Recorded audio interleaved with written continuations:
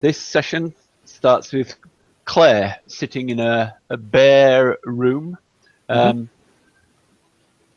the second floor, overlooking the courtyard of Abbott's Castle. There's just a small window looking out over the courtyard. The door to her room is locked. It's not an uncomfortable room. There's a simple bed. There's a simple bed. A bowl under the bed, a chamber pot, some water, a drinking glass, and a fire. But it's and a fire with some wood in it, but it's not lit. Though the evening is fairly chill. Okay. You could light the fire if you want. Yeah, and you can hear you know that though you're not in a cell with Gundreda is in the next door room, and you can hear her best through the fireplace. That seems to be the sort of thinnest wall between the two rooms. Okay. I just light the fire, type thing, and tell Gundreda to keep calm, and to just keep calm and don't panic. I don't know. She says she sort of comes close. You think she's come.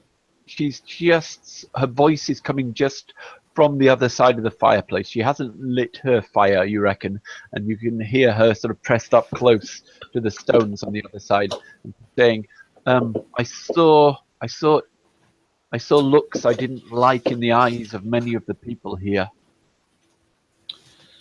I know. They judge you too fast, my child. They see you as a hag, and that is what they see. They do not see the true heart of your attentions.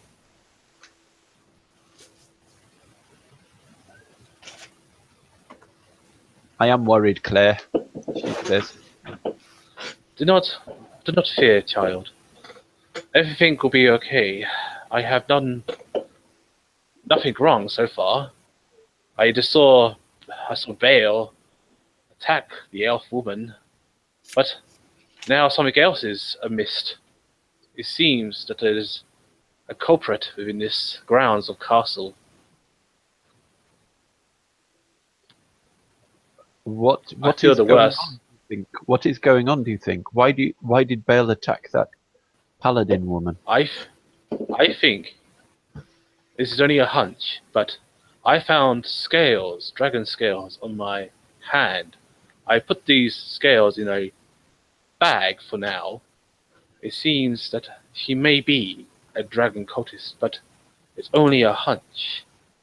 I believe that she is the one that's been perhaps influencing the nice gentleman of this estate here to do dirty works, and making a bad name for him, I believe. Well, these cultists will do anything to tip the scales of those who are truly good. You have always protected me before, Claire, and you will do so again. I feel confident that you can do so again. But I'll have to move back from the fireplace now because the stones are getting too hot, she says. Very well. Moving back. Yep, I'll let her do so. And I just yep. I sit down and lean against and just lean against my just lean against my knees, wait until the guards come to see if they wish to interview me or something. They, after about an hour, you hear a knock on the door saying, you hear a conversation of people looking after you hear out in the courtyard outside. It's you hear people calling out, asking if they found the assassin, but they haven't, and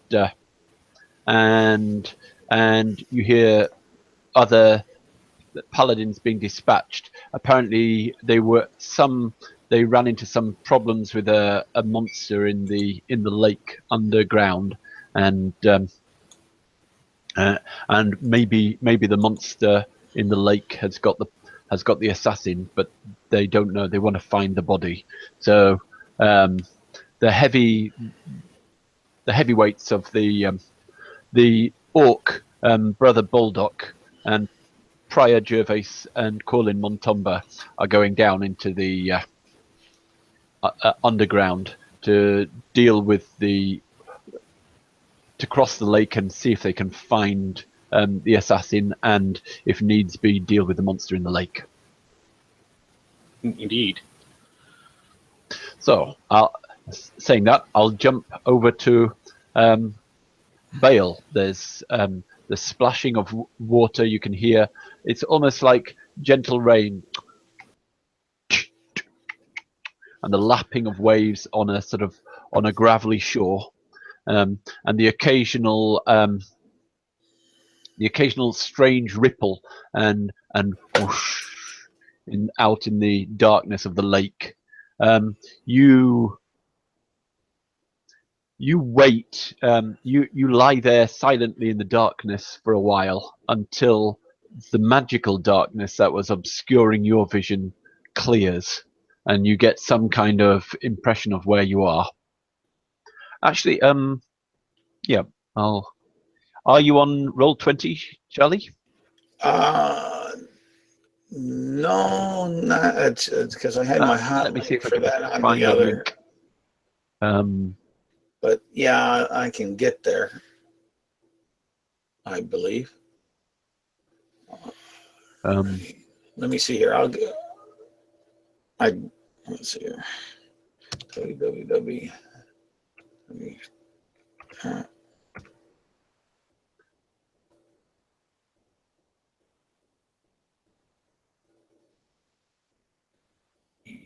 I think it's right there. There. I think I got it. I always forget how to link it. I'll be there in a minute on that. But go on and yep, you're underground in a large cavern, an echoing cavern. All right. And you hear occasional splashes. People, the clumping of metal boots up and down the spiraling staircase around the well hole that come down. More people go up and down this staircase looking for you. That you hear their crunch, and you see the lanterns and torches as they start moving through. They're forming a whole sort of curtain of light and sort of moving in your direction. So you'll either have to retreat back deeper into the caves, or possibly head into the lake.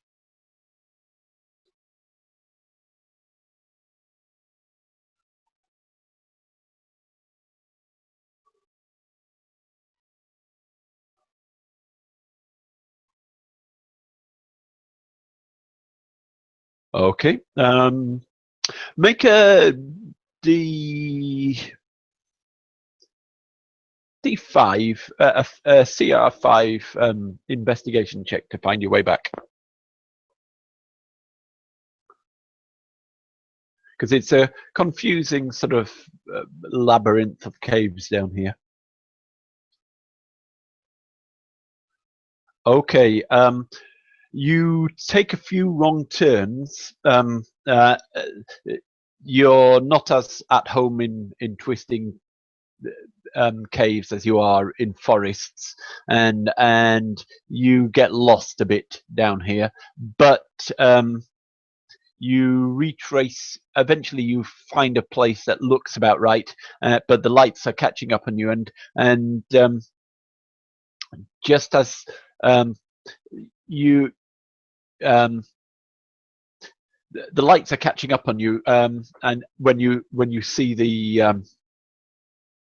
when you see the portal into a forest in front of you.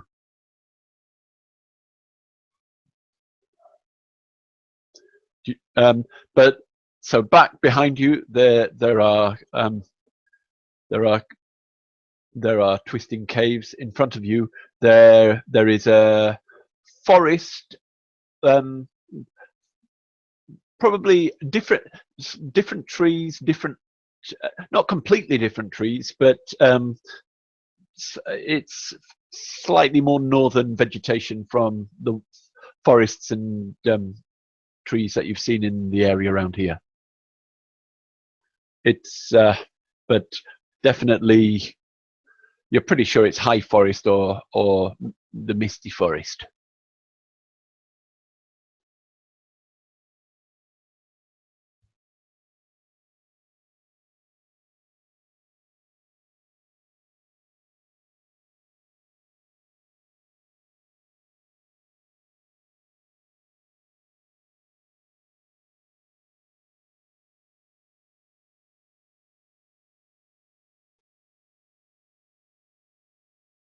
Yep.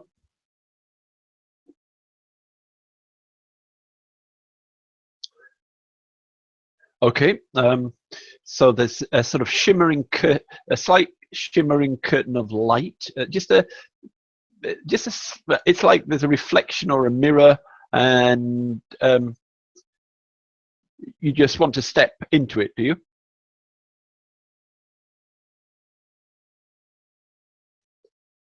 Okay.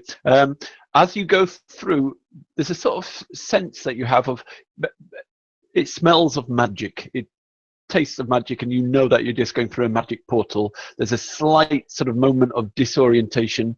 The temperature is chill on the other side, but you're in the same time of year, and just from the smell, the look of the forest, the trees, you're absolutely sure that you're in the high forest, but you don't know exactly where. Yes, you'd need to travel a little bit, climb a few trees to get better bearings. But as you step through, you just hear a call behind you. The assassin.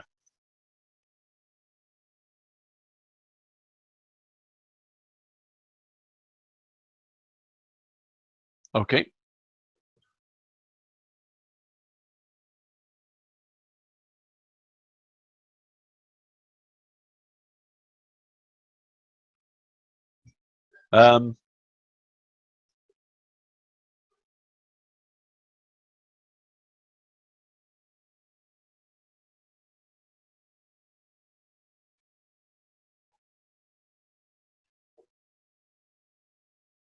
Okay. Is that at your advantage and everything like that for being in wooded terrain? I mean, do you get it in your home?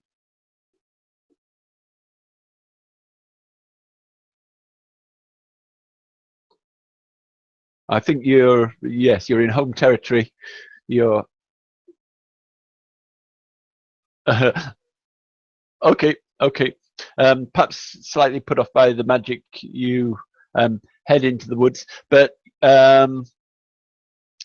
three paladins come chasing out after you. One of them is the ruddy bearded one that seemed to be one of the leaders back in, you can't, well, his name was Prior Gervais, and two others that you haven't heard the name of come out of the portal and look a little bit worriedly. They look disorientated in the forest and are blinking in the light.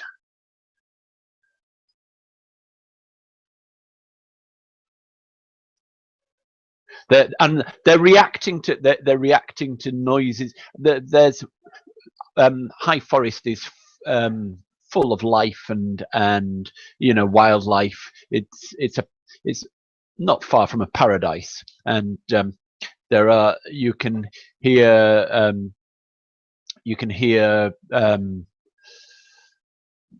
deer scratching their antlers against tree bark and various noises that you instantly know what they are, but these paladins are getting distracted by every noise in the forest, and though you've made a little bit of noise yourself, they don't hear you with all the other natural noises.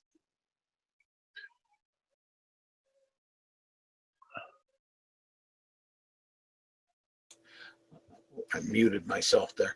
I said, Bale will kind of. You've come up in echo. Oh, did I? Huh, I wonder why. Ready. Let's see here. Headphones. Let me drop this here. You didn't mute. I could hear you all the time. There we go. It's I had to roll 20 up and it was causing that. So I could turn off my roll 20. Anyway, go on.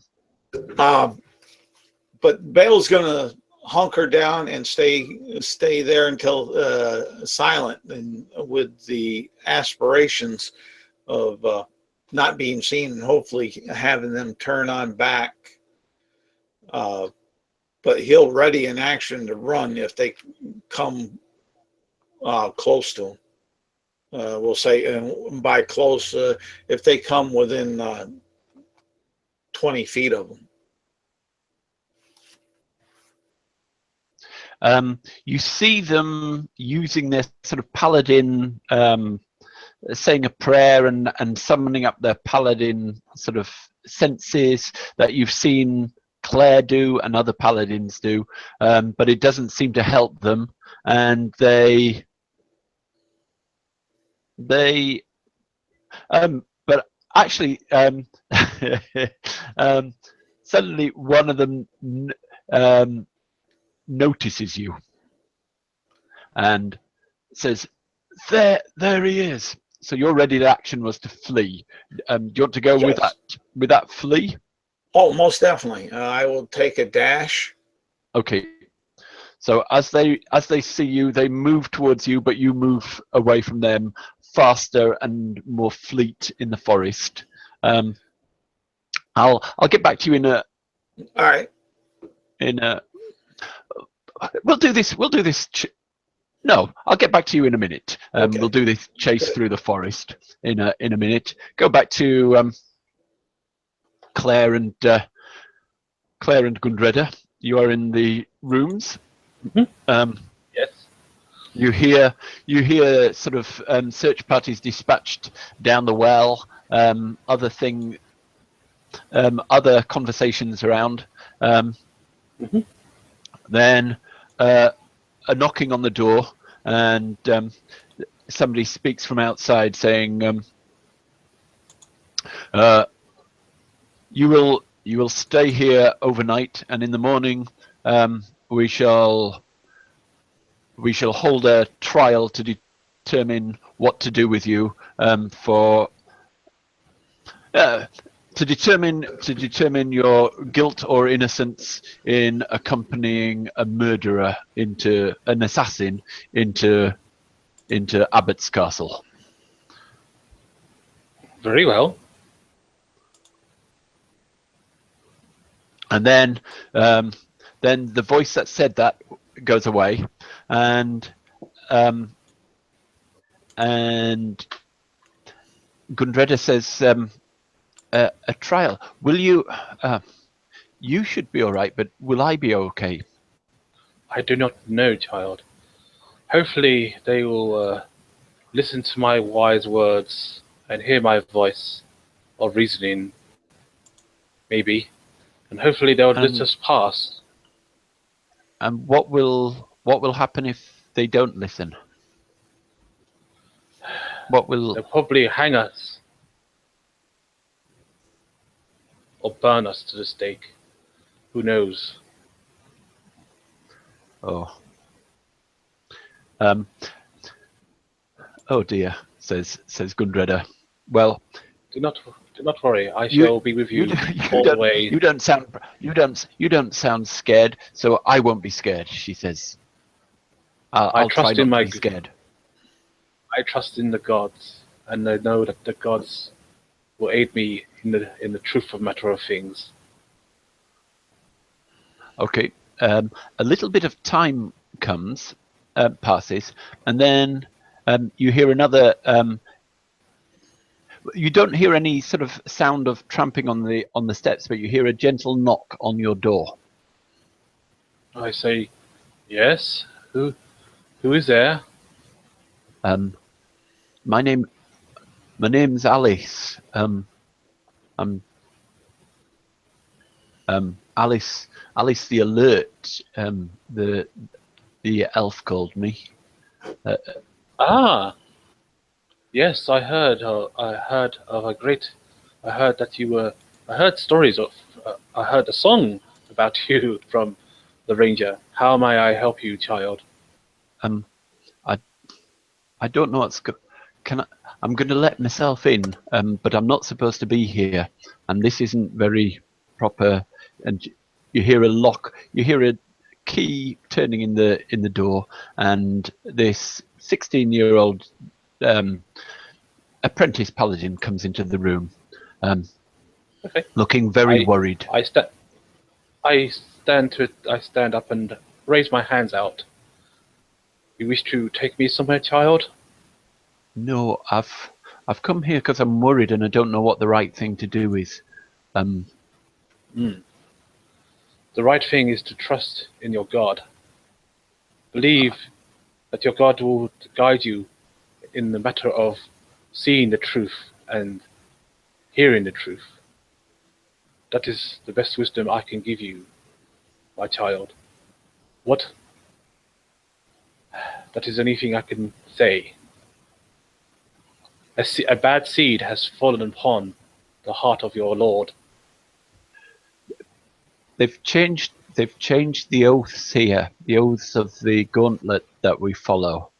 The original oaths were, the original oaths, she says quietly, and Yes. together you say them. The words of the old oaths of the gauntlet. That I'll just recite them. Faith is the greatest weapon against evil. Faith in one's God, one's friends, and oneself. Battling evil is an extraordinary task that requires extraordinary strength and bravery. Punishing an evil act is just, but punishing an evil thought is not. We swear to be armed, vigilant, and ready to smite evil, enforce justice, and enact retribution. But they've changed it. They've changed their final oaths. They say that the new oath is to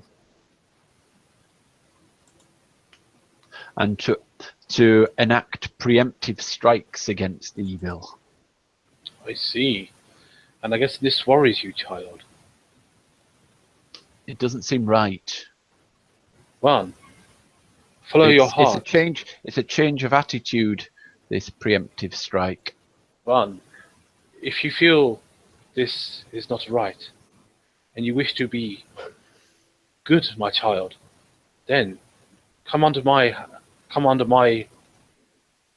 guidance, and I show you the true meaning of truth and justice.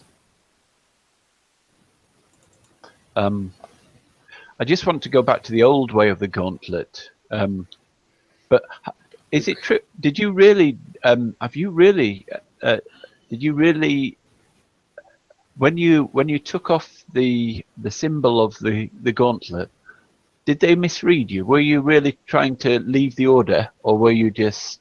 Did you have some other meaning for it? There is another meaning for it. The reason why I left, child, is there is corruption within the gauntlet itself. I show you, look. She pulls out some dragon scales. These are dragon scales from a cultist of the dragon cultist of Tiamat. One of your gauntlet, one of the gauntlet people here is a betrayer, leaking information to the dragon cultists. Here, you can examine the scales yourself and see that I am not lying. Where did they come from? Which one? Who is it? I believe it is the elf woman that is here in the keep. I believe that she has corrupted your lord's mind and uses his influence to make make his name bad and rotten amongst the people. It is our duty as members of the Gauntlet to investigate possible corruption and evil. Should I go, or should we go to her chambers and see if there's any evidence of this? Yes, we should definitely attend to her chambers. I shall be your. I don't know if she's in there at the moment. Do not worry, child. She might be. She might be after the. I shall be after your the shield. Fight she had. I shall be your shield and your sword. Join me, my sister, and we shall go down the right path of justice together. But you have. I don't know. Is it right for a paladin to break out of prison? If you feel surely this is the law. I don't know what's right here. Though the people enforcing the law are probably corrupt or misled. Is the law? Yes. Is it important to follow the law now or not? Follow your heart. Your heart is your truth. Do not follow your brain. Your brain misleads you. Follow your heart. Let your heart guide you. For example, my child, there was once a farmer. No, my heart is just being scared and beating very fast. She says. I tell her a story about a farmer who went and planted seeds. You know the story, but yeah. Oh yeah. Do you want me to tell you the story? Yeah. I know your story. The story. Yeah, and I say that to her, and I say yes. These meanings are the meanings of the heart condition. Follow the right one. Hmm. Do not be choked up by the actions of your Lord. Do not let someone tell you where to go. Let your God guide you. And I do can I cast? I can't even cast. I wish to do guidance on her. Or can you? Do you know the spell augury? No, I don't. But I can cast guidance on her. Yep, you could, but it will aid in a skill. There you go. Yep. Yeah. She'll follow her. Okay.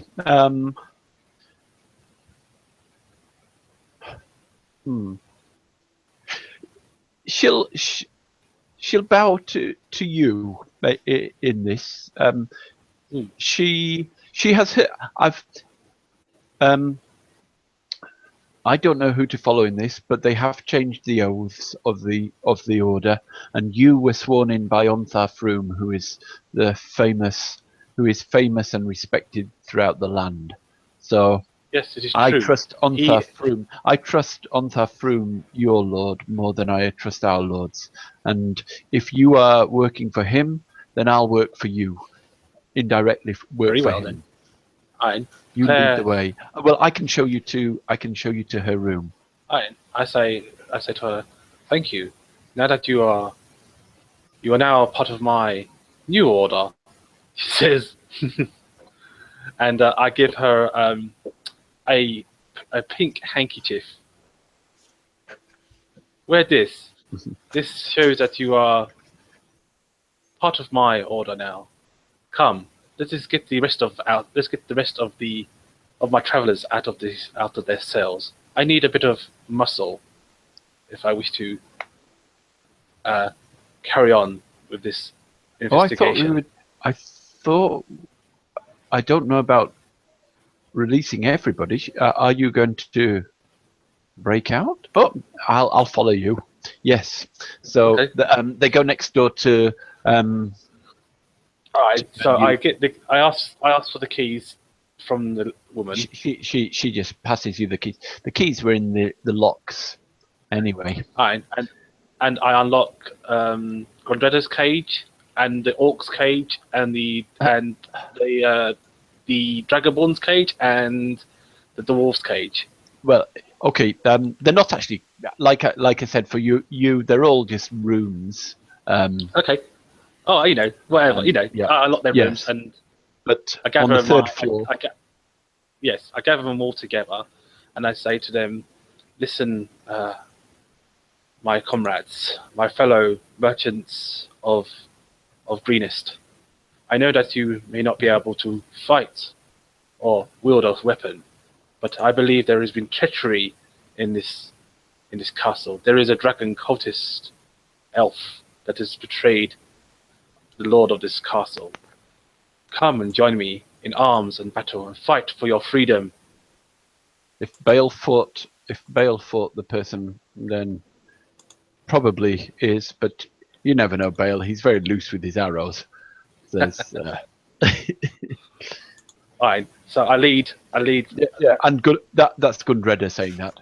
Yeah. So I let Rubbing the wound where his arrow killed her. I gather all the people and let the girl lead the way to the elf's room. Okay. The elf's room will be on the top. When we get to the end of this corridor. There are two ways actually. We could go to the end of this corridor and up the stairs onto the parapet and top floor, but there are a lot of guards up that way, and it'll be and we probably will be noticed. Or at that end there is a little dumbwaiter, but that will only let one person up at a time. Okay, very well. Let's use that then. Okay. Alright. This is the plan of how to use this. I'll have me and the orc pull the rope, and I'll send up the barbarian first. Once he's up there. Oh, but basically, this will lead into the first. Let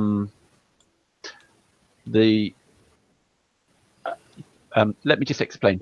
The dumbwaiter will lead up into a complex of rooms on the top floor. The first room that you'll come out into is is a sort of waiting room or antechamber. Okay. Then beyond that, there you can go down the corridor to the main meeting room at the end of the corridor, or there's another door into a small chapel. I don't know which one she'll be in. Okay. And then Fine. And then off the meeting room, there's off the meeting room is Sister. Oh, actually, sorry. No. The dumbwaiter will go down to the next floor, and we need to go down, not up. Sorry. So and Okay. on the next floor there are various sleeping rooms, and it's the second one that is Sister Lenine White Eyes, but there might be other people around. Do not worry.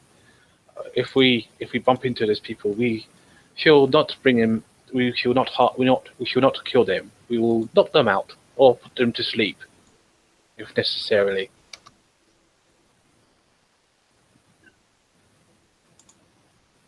We must defend ourselves. Are you taking Diggory's with you, Yes. isn't he? Yes, I will take Diggory with me after I have. Gundreda whispers Kurt. in your ear. You remember that he. I was remove under the Kurt on him. power of a. You haven't got your spells back yet, and you. Oh, I still got my spells back. You haven't had a long rest since last time. All right. Yet. Okay. I mean, do you want to wait until the morning? No. And I thought I did have a long rest. Oh, all right. No.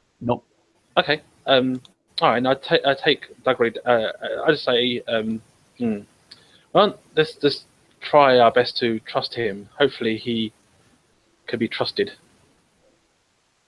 For now,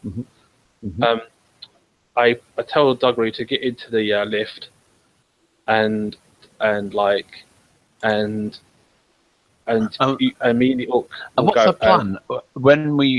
Are we going to break out after this, or are we going to what's our plan?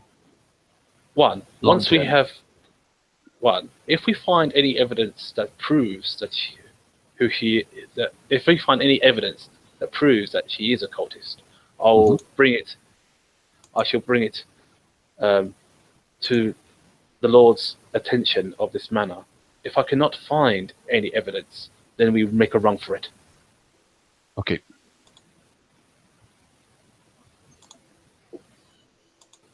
That is the plan. So yes, I use the orc and myself to lower the dwarf first because he's the most heaviest. Okay. And then after the dwarf, I'll lower the lighter people like the Genesi, Grondella. So eventually, myself last. Let's see. Dwarf. Okay. The dumbwaiter seems to work well, and you all find yourself in a corridor. In a corridor with 4 doors off them, and four doors off it, and some stairs going up and down in both, and leading onto the spiral staircase. Occasionally, you hear people walking on the spiral staircase, but you've retreated down into the corridor, you've gathered around one door, the second door down, which Alice the Alert indicates is Lenine White Eyes. Okay, I checked the door to see if it's like trapped or like if it's like if there are any signs of any sort of defenses on it. Have a defensive on it. Yes, it's all lit in here. So make an investigation roll. Investigation.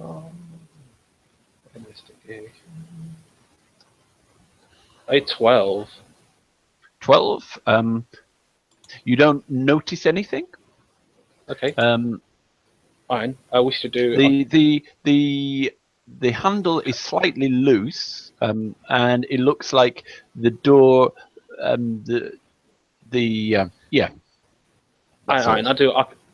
wish to do Arcana just in case there might be a magic alarm or something. All right. Oh no, I don't know if it's there. All right, I got that one. So no, I don't there know. Isn't one. Okay, there is one. Okay. What, a magic alarm? Yep. Oh dear. You don't know. Oh, all right. I poke the door with my sword and push it open. Okay. And the door creaks open. The door creaks open, and let's see. And I'd take a defensive action. 3. You take a defensive action, and you just after a second, you see the white eye of Lenine staring at you. But that's a sort of blind eye, and her other eye sort of is gazing at you out of the dark. But after a second, you realise that she's in the same meditative trance that you've seen Bale in from time to time. Okay, I quickly go up to her. I quickly walk in, and and I wish to knock her out.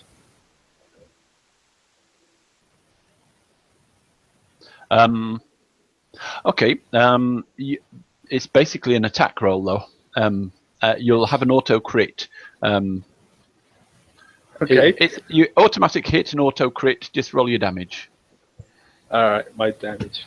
All right. But I think it's she's not easy to knock out either. I think it's a 1d12 for greatsword, isn't it? If you've got a great sword, I think it's a D12, so 2d12 plus whatever. So you're doing lethal damage? No, non-lethal with a sort of. Like the back of the handle, like the back of the sword, like the hilt. The hilt of the sword, like. I was just picturing the greatsword. That's all. Yeah. That's why I had to ask that. Okay. An 18. 18. Is that including your strength and everything? Yes. 18. And roll a d20 as well, please. Okay. She's a battle-hardened warrior and rolls with a blow. Sort of, she's sort of waking up as your blow comes in anyway, but your blow. Oh, that's a good one. Your blow. The blow clearly dazes her, and she's not unconscious, but she seems like she's trying to shout for help, but she's not really. She's so dazed that only a little sort of croak is coming out of her, but she's not down yet. Okay. So just a second. Make an initiative roll now, because that was your surprise attack on her. Fine. 18. Okay, I got 11. She'd probably go fast. She'd probably go first before me, being an elf. Quite possibly. We'll see. Yes, she gets a 21. So. I thought so as much. But then again, she's got a +3, so. But she would go first, but your blow on her head has disoriented her, and she's unable to react this turn. So she's still sort of trying to gather her senses, and you can act. All right. So, okay. She's sort of actually she's all still on her bed. Actually, she's still prone in front of you. Okay. So is there trying to get up? Is there bed covers? Yep. I grab the bed cover and chuck it over her face, and try and suffocate her. Make an opposed athletics, and she'll be at disadvantage because of her dazed. All right, so cool. She's naturally quite evasive, so she gets an 11. You've got to beat an 11. Okay. All right, so that'll be very slippery. Athletics. Mm-hmm. Oh, 26. Okay. You've got the blanket over her head, and you're holding it in place. She's held. She can't move and she can't see. But her hat. You haven't pinned her arms, or actually, and she's down. So she's in a prone position with a blanket over her head. But well, it's and like she's blind as well. Yes. So I'm like wrapping this blanket over her head and trying to stop her.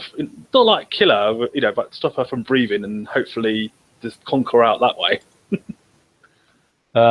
Okay, this will take a while, but it's a good tactic, especially with her. Let's see. How long will she last? I'll say she lasts 4 rounds. if she doesn't manage to get out before that, because normally it'd be 1 minute plus half her. I think it's a minute plus half, but I'm not going to do minutes. She hasn't, because she's dazed and everything. She hasn't had time to get a full breath, and it's reduced to rounds rather than minutes. Okay. So she's got 4 rounds to try and get free. And the first round, again, she's too dazed to do anything. So, Okay. so you can just hold her in position. Yes, I'll hold her You into can do something else as well if you like, but no, I just hold her in position and hold and link my hands like wrist to wrist, type thing, with the blanket over. And Diggory comes up and aids you, so you've got 2 people now. So you've got advantage on any rolls that you need to make. Okay, so it'd be athletics, I guess, to keep her. Yep. Right. The next round, she's still too dazed to come round.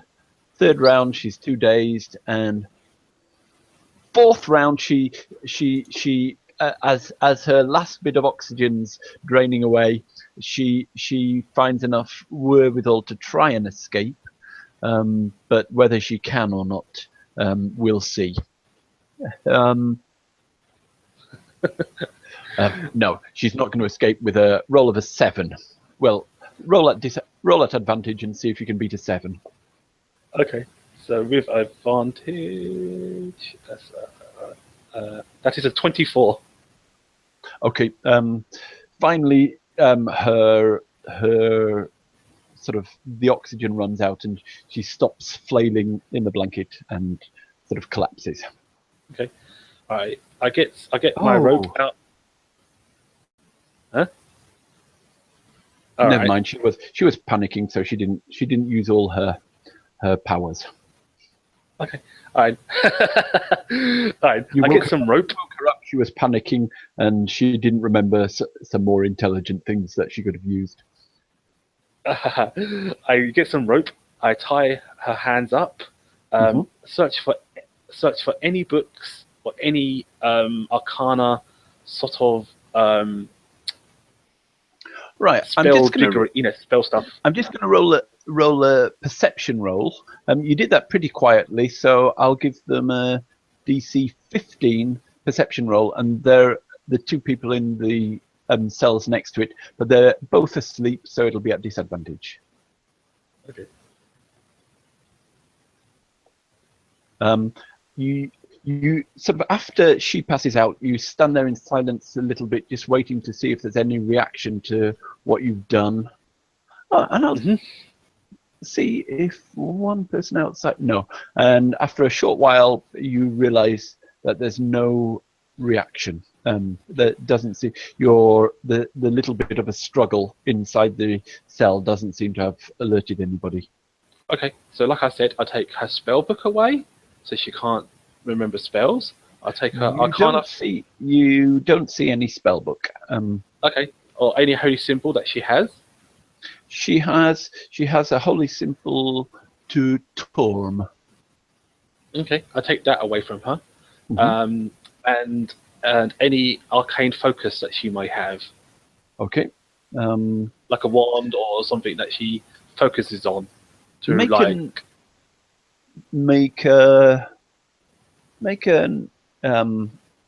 an investigation roll.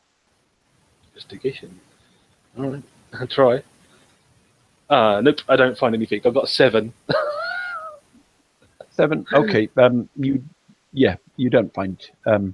You search her and search the room, but don't find. I'll tell you. You do find in amongst the sheets and things. You find a few more scales, and there are There are a few scales on her. Okay. She has scaly skin. Okay. Which is strange for an elf. And I use the blanket to keep her eyes covered, and to keep her and and look through all the cupboards and look through any shelves to see if I can find any dragon cultist stuff. So, like, go through her belongings. I'm afraid your investigation roll was 7, and And I was searching for her. I was searching on her body, not the actual room. I'm going to keep it as this. You can cast. I'll let you cast guidance and not have the benefit of guidance, but you can make another roll. All right, cool. 11. Yay! 11.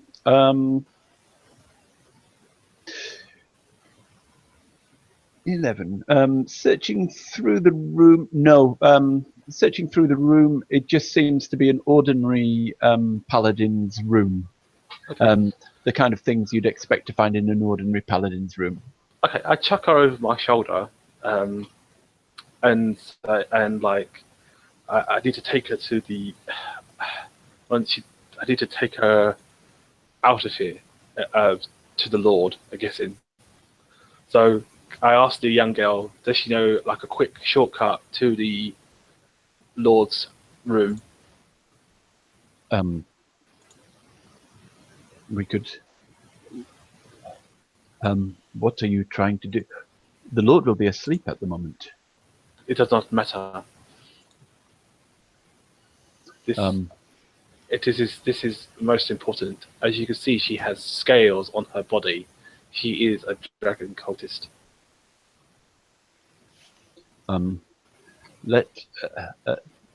Very well. If this is the sign of, but Alice the Alert leans in and points at Silitha. So has he. He's a dragonborn. I know that, she says, and leads you. Let's go. Let's use the dumbwaiter to go up to the next level, and we'll take a break. We'll take a jump from there and go back to Bale. Okay. Nice. So, Bale, 3 paladins have just spotted you in the forest, and you turn and sprint away. Yes. Are you there? Are you there? Yes, I am. Yep.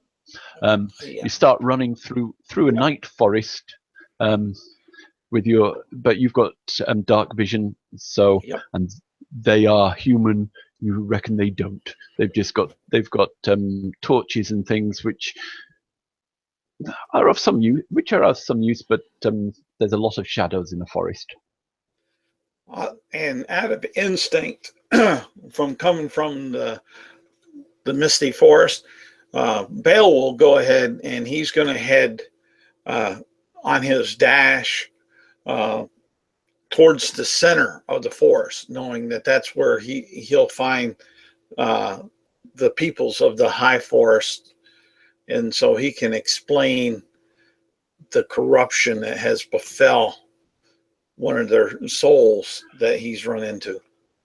Well, going towards the center of the high forest would be like going towards the center of Europe or England. It's a massive sort of area, and it'd be days, maybe even weeks travel to get to the center. That's correct. That's correct. But it's just the aspect that he knows if he goes towards the center, he's going to find more and more high elves and such peoples of his own that are out either on search parties, where he can get into the get that audience to the elders of the elves or the king himself. You still there? Hello? Did I lose you? I think he froze. Oh, okay. I was wondering if it was me with all this craziness that was going on with it. Nah, he just froze. I guess he'll be back in a minute.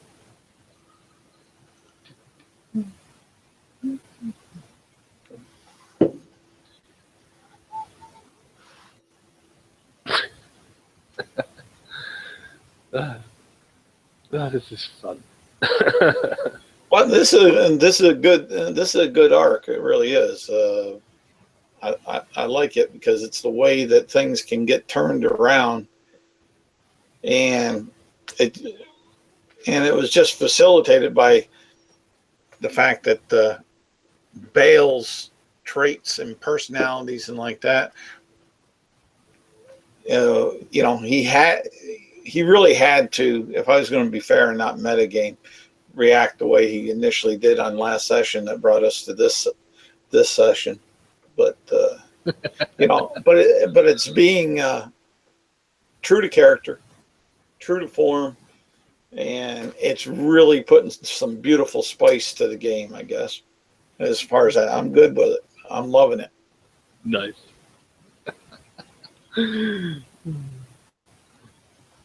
Because everything in the worlds aren't always cut and dry, and this is a nice corruption, subversion, intrigue couple sessions here.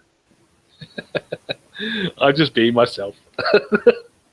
No, I'm doing, and that's here is the same with Bale. Bale is being Bale. He reacted. Forces get out of his control. He escapes to go ahead and warn his people that he believes that one of theirs has either been corrupted, possessed, or killed, and someone is playing their part, either by magics or whatever. So that's what's going on in Bale's mind.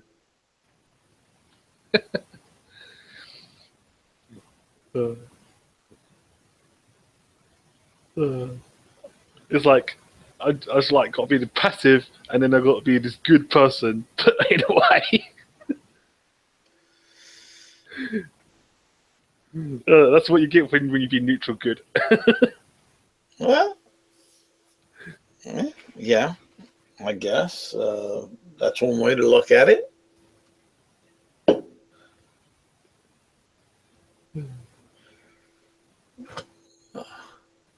But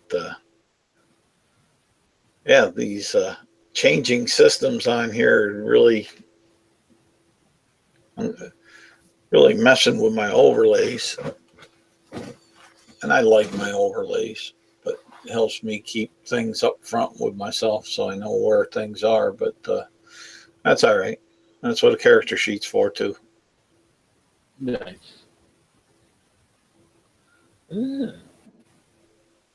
Awesome.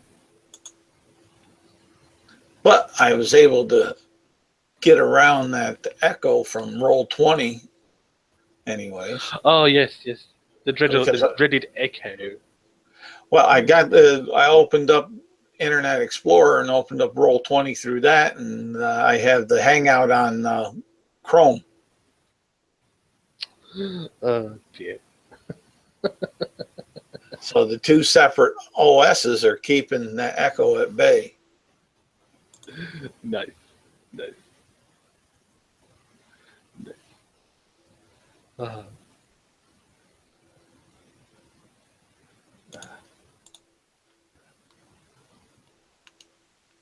I think the maximum level for this adventure is like level. I think it's like 10 or something like that. I can't remember, or 12 or 13. Well, I think the Horde of Dragon Queen. I think in it. Well, I don't know. I haven't looked at the Horde of Dragon Queen, but I know that that was the inspiration for Caius. It's not 100% verbatim. So, and that's one of the things I've liked about it, as far as that. So you're getting the feel of Caius and how Caius is running the world as the DM, and the changing of events, which makes it more flexible for the craziness that we as a party have done to him. Yes, he's been very flexible. Yes. He's been awesome.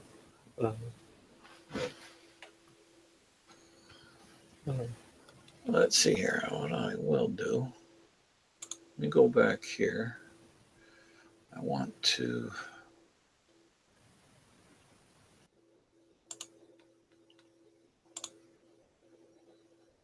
Oh, that was wrong. There. Didn't want that. Over here. There we go. Okay.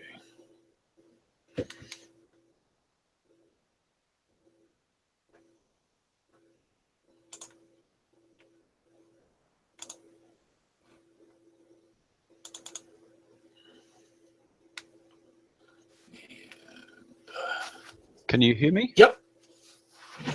Ah, good. Yes, we can hear you. Good. Sorry about that.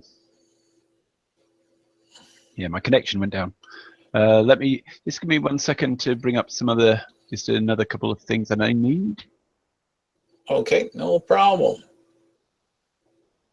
So sorry about this. Why? It's nothing that you had direct control over.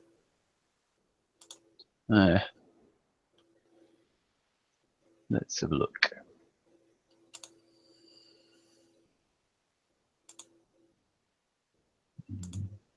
Was it there? No, on that.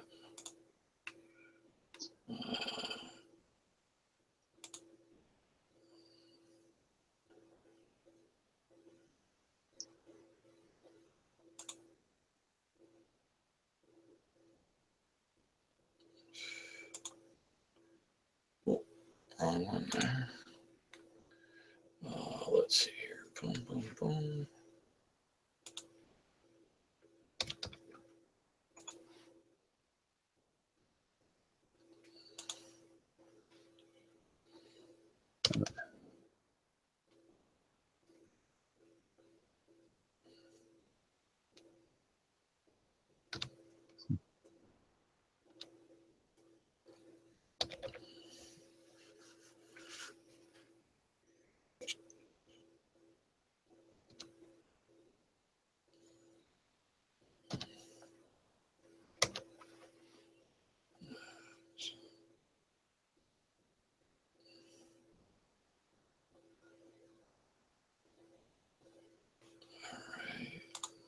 Another way to do this.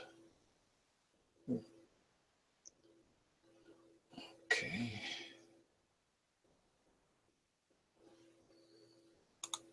Let's see.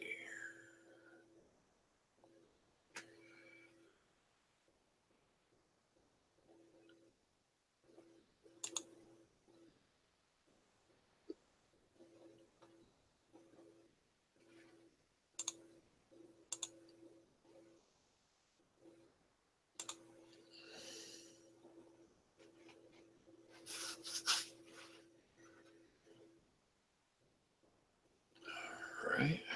There's that.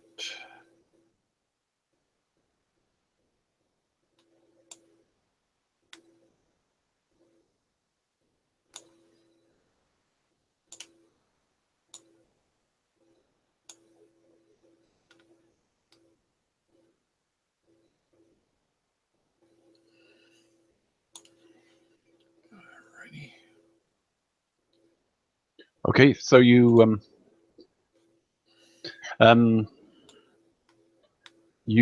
encounter Prior Gervais and 2 other paladins and go chasing into the forest at night. Can you make as you start sprinting away, make a D10 roll, please. Oh, a D10. All right. 4. 4. Okay. You're running through thick forest, and suddenly there's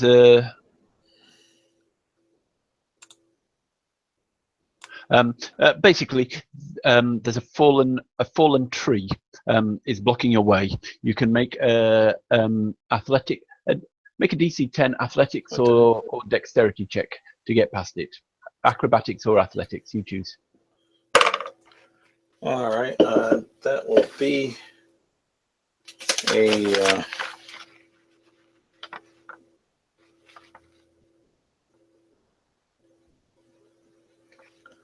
17. 17. No problem. You just launch you just see the way to get. There's a little hole in the trunk. The trunk is broken, and you just leap through a hole in the trunk and pushing off the two sides and avoiding nasty splinters. Get along the other side and carry on chasing away. The other three, on the other hand, let's see how they react.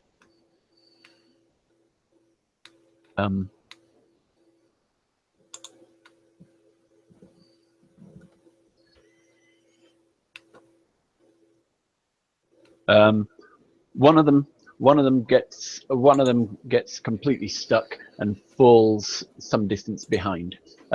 So you're opening up space between you. You move 70 feet that round. They move. They haven't managed to come up.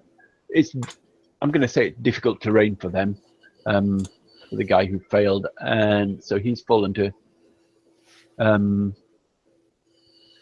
The others are just 10 feet behind you, or 15 feet behind you, and because they started 5 feet away, and one of the to 45 feet behind you. At the end of the first round. Is there anything else you'd like to do? No, that's. I'm just making my way through the dark and through the forest. Heading for what I think is going to be safety, and with the purpose of alerting the high elves of the situation, that one of theirs is either been corrupted, possessed, or murdered and replaced by a polymorphed or magic individual instead. Okay. Roll 2d10. 2d10. Okay.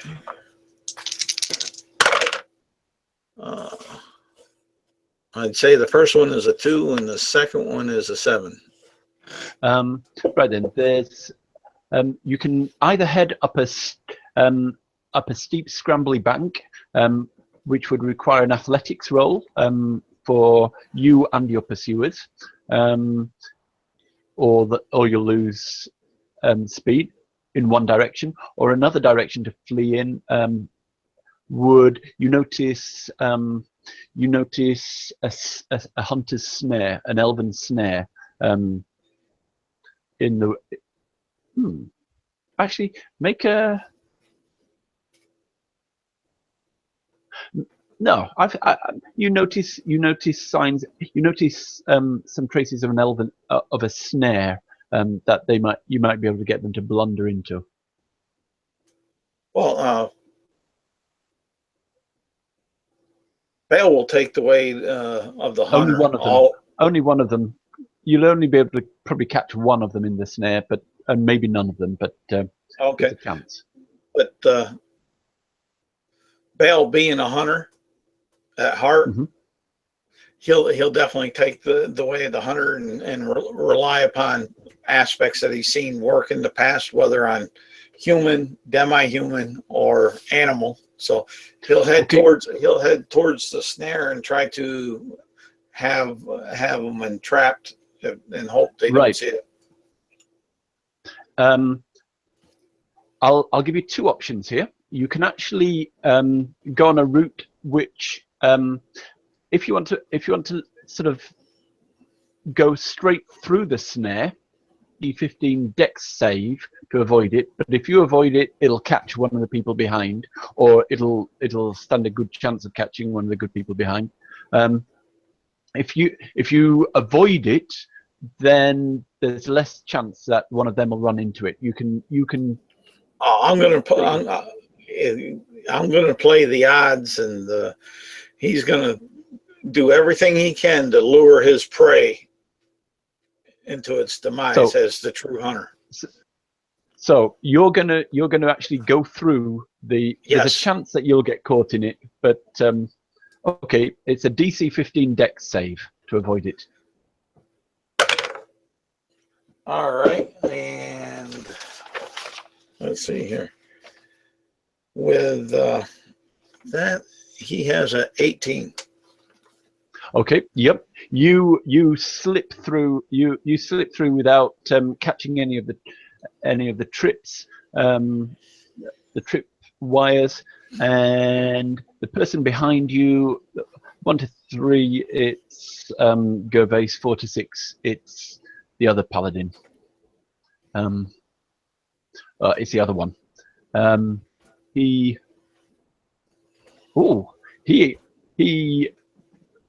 Nah, I'm just going to say he gets caught in it because you were sort of starting. You started off the trap as he's close. Well, he's not actually closing in on you. You're making faster, but they're determined to outrun you. They think they can out stamina you, even though you've got the speed on them. But one of them, a net swings up and pulls him up into a tree, and he's totally caught. I'll see. Prior Gervais shouts back to the one who'd slipped and fallen behind, jumping over the tree. Release Brother Damien. I'll get the elf. I'll get the assassin, he says, chasing after you. Surrender, he says. Surrender in the name of Torn.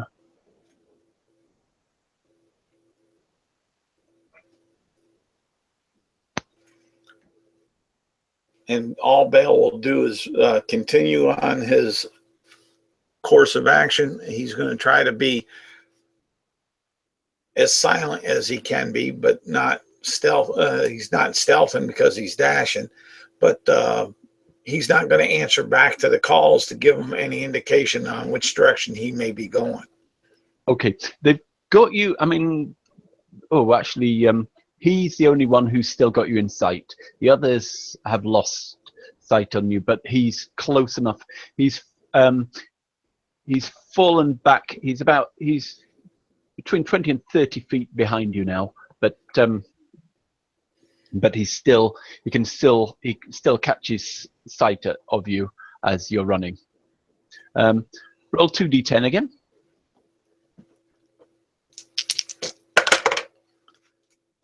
All right, 3 on one and a 7 on the second one.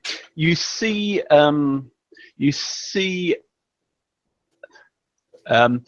hanging. You see a termite mound that you can step on, or an ant hill that you can step on and release a swarm of ants, or you see. Actually, make a perception roll. Ooh, that won't be too generous, that's for sure. Perception, that is. Should keep my eyes on. That would be a 14. 14. Okay, there are 2 ways in front of you. I mean, it's woodland, it's heavier undergrowth, and if you want to carry on running, there are basically two routes open to you. One goes next to an ant hill with swarming ants around, swarming army ants, which will attack things, but you could possibly get past it. Or the other way looks to be clear. And he still has me in sight, right? He's still 20 to 30 feet behind you. You reckon another, if you're able to keep your momentum and not lose your footing, not lose speed, he'll probably be, well, you're moving quietly, but you're not moving with stealth at the moment. You can't dash with stealth. No, that's what I was saying. No, I'm just not. Knows where you are. hollering back. He knows where you are. Mhm. I'll run through the ant hill, and Okay. hopefully aggravate them to have them ready and prepared for when he comes on by. Okay. Okay. How am I going to do this? Make an initiative roll. See if you. Unnatural 20. Okay. Unless they're extremely fast reacting ants, you've got past them without them. Yep. You step on the ant hill, and they all swarm up, and you hear him let out a few curses as he catches up. Damn. And But so, okay. oh no, you can't do this. You can't. Oh, okay.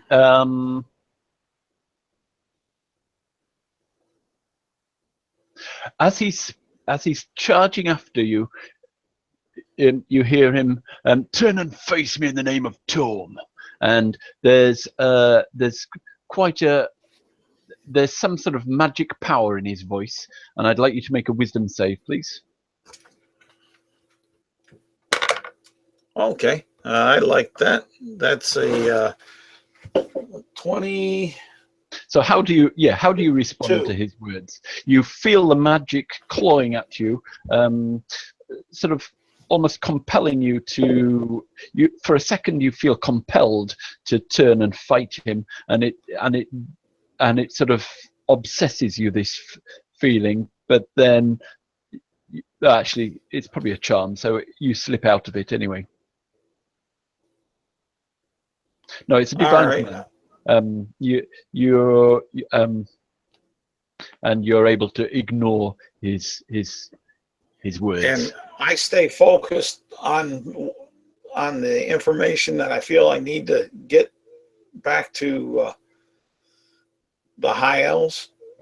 And okay. Just with that focus, my mind's so centered on it and so focused, I'm really not hearing the pull from the magical forces, that I keep trying to maintain my breathing and my stride with my vision, so not to trip over the undergrowth of the forest in the darkness. What is your just a second. What is your con modifier? 2. Okay. So you can carry on. Roll 2d10 again, just to see what the forest ahead brings. All right. Well, one's a 5 and the other is a 10. Okay.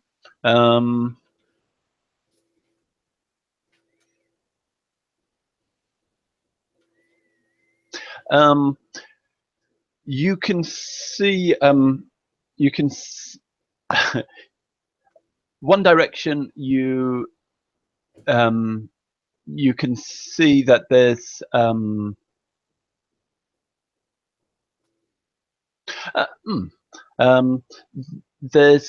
there's a large dry fungus which will release a cloud of spores, smoky spores, which can cover your which will blind the area, create a temporary sort of it's not poisonous, but it'll block vision in one direction. The other direction, there is a trace of actually, the other direction, you see a sleeping bear. Oh, okay. I'll run towards the sleeping bear, and as I'm running towards the sleeping bear, I'll take Kamal off my shoulder. Mm-hmm. And as I run past him, I will hit the bear and keep on running. Not really strike at the bear, but have it in my hand as I'm running, and just Just kind a whack of. of whatever. There's really not a lot of strength, just enough strength to hold on to it and not leave it, but hopefully enough that will arouse it from its sleep. Oh yes, that will certainly work. And with that final waking the bear, again, make a initiative roll. But this one, the bear's at disadvantage because it's asleep. Okay, that will be Initiative is right there. That's a 15. Okay, you slap the bear, but you're out of its range before it has time to react. But Brother Gervais isn't, and Prior Gervais isn't, and an angry bear meets Brother Gervais, and that'll be the end of the chase. You've lost your pursuit.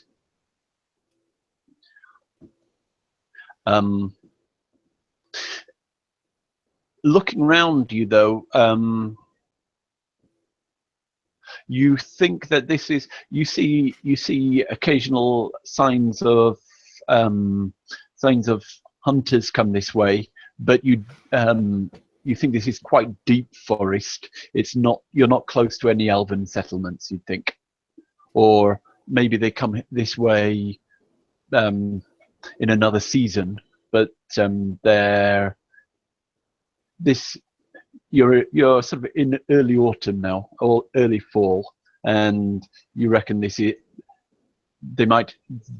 The elves. There are traces of the elves having passed through here in numbers in spring or summer, but you migrate as elves, and there's no sign that they've been around here in the last couple of months, except maybe an odd trapper or something like that.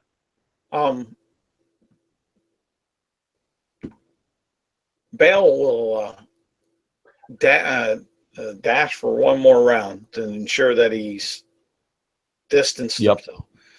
After that, he'll take a quick rest, and he will look for a tall tree. Okay, not a problem to find.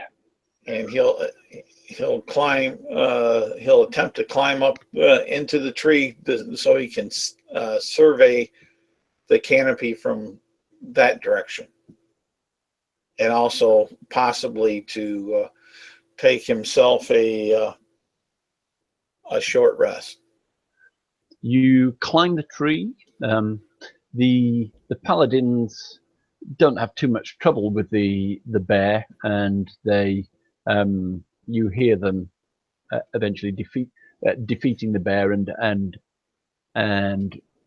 driving it off. They don't have any desire to kill it, and it doesn't want to fight to the death. So you hear it retreating back into the forest.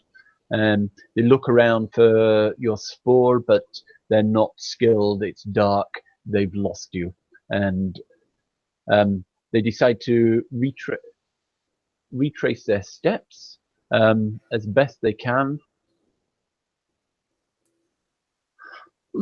Let's see. And there is one who seems to have some experience or some skill at tracking. He doesn't find your tracks, but he finds his way. He seems to find the path that you followed and retreats back to where you came into the forest. And while you're taking a short rest up your tree, the noise of the paladins that were after you disappears. All right.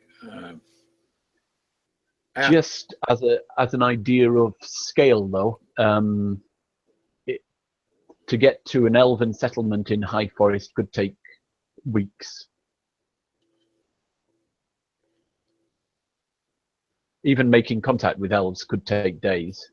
Yeah. Well, he's going to have to take a chance and figure out. Or you could. There are sort of there are sort of hunting signals and signs that you could sort of leave to communicate with people if you like.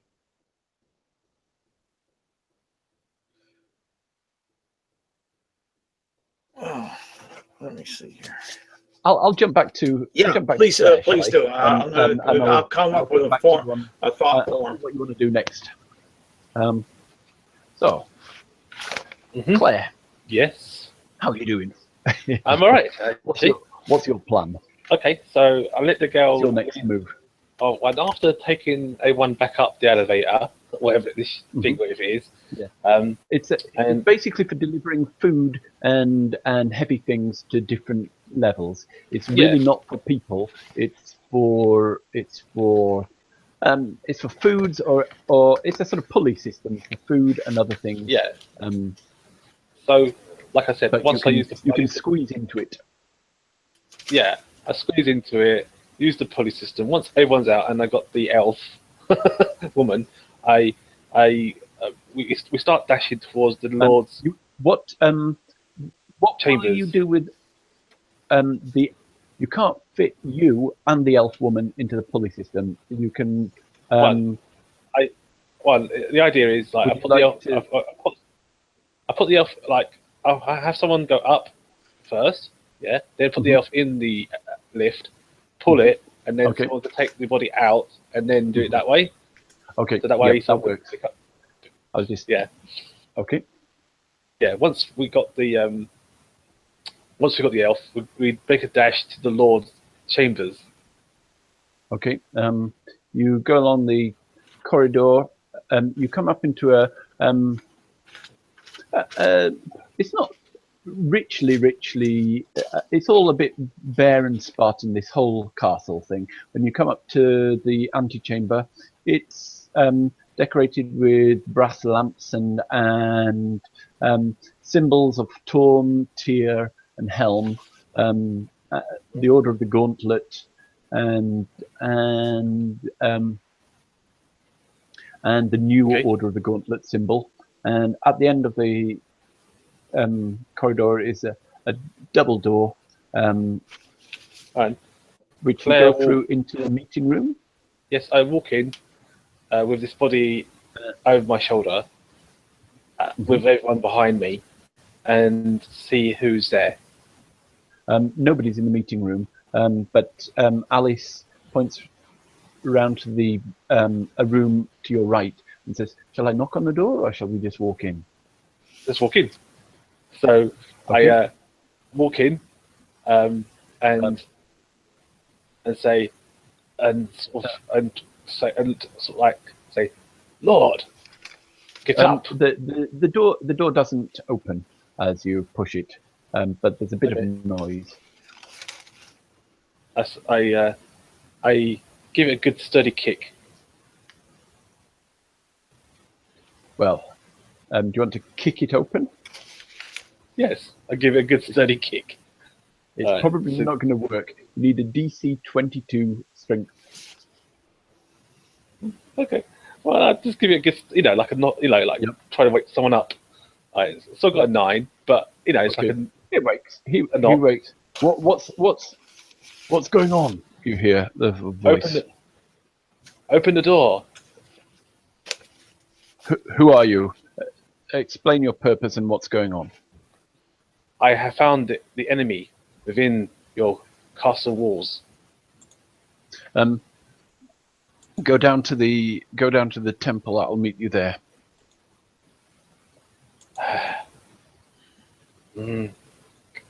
wish to show you the betrayer who has been misleading you, my lord. This is most. I cannot open the door. There are assassins about, and we have not. You have broken out of a cell. Surrender yourself to. You hear him start to call for guards. Guards. You hear tramping feet coming in your direction. Very well. I'll meet you at the temple then. And then Surrender yourself to us. I turn at the guards and I say to them, "You fools!" And I make a dash towards the temple. There isn't like a temple. There is another exit from here. There are windows from here. Yeah. Here, let me just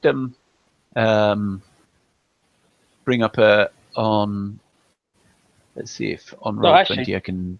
I say, as soon as say them rung in, I say, put your weapons down, otherwise this elf will get it. I show him the elf. Now, now, Lord.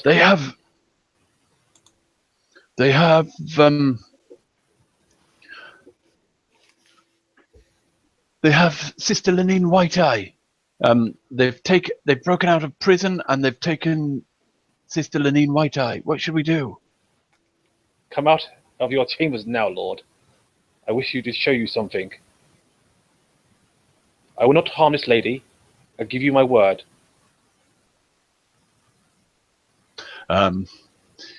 You hear him. You hear noise from behind. He's clearly sort of picking up his weapons and readying himself. Okay, I let him. I walk backwards a bit so he can come out of the door and stand in the open. Do you see the map? Do you see the map? Yes. In Roll20, we're in room T14. Okay. And his bedroom is T15.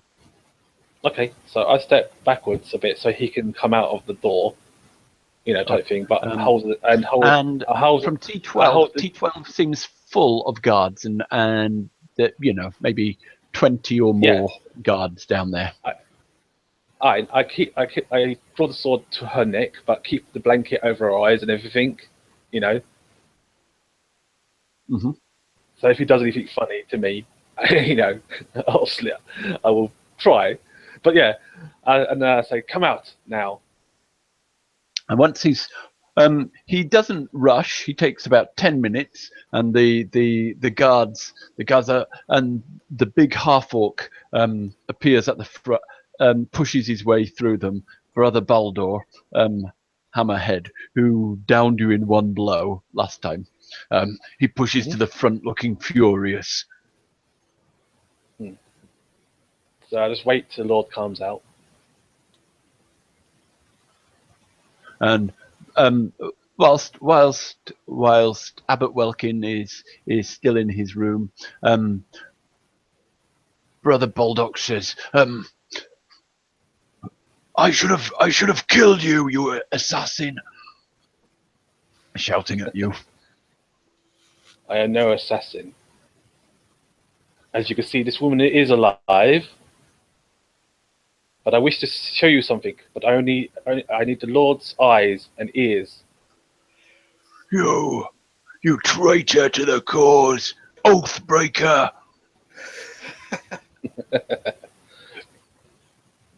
She's an Oathbreaker. I don't know whether it's her or the witch who is misleading her, or fiends who have her in a spell. But one of the three. I'll just wait patiently. Ooh. Are you going to try? The half-orc seems to be getting madder and madder again. You've seen him do this before. I say, come any closer. I press the sword against her neck. If you come one step closer, she will die.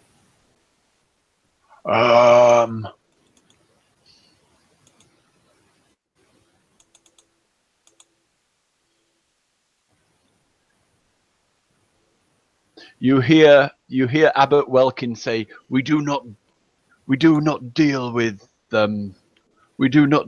kidnappers and people who abuse the power of law."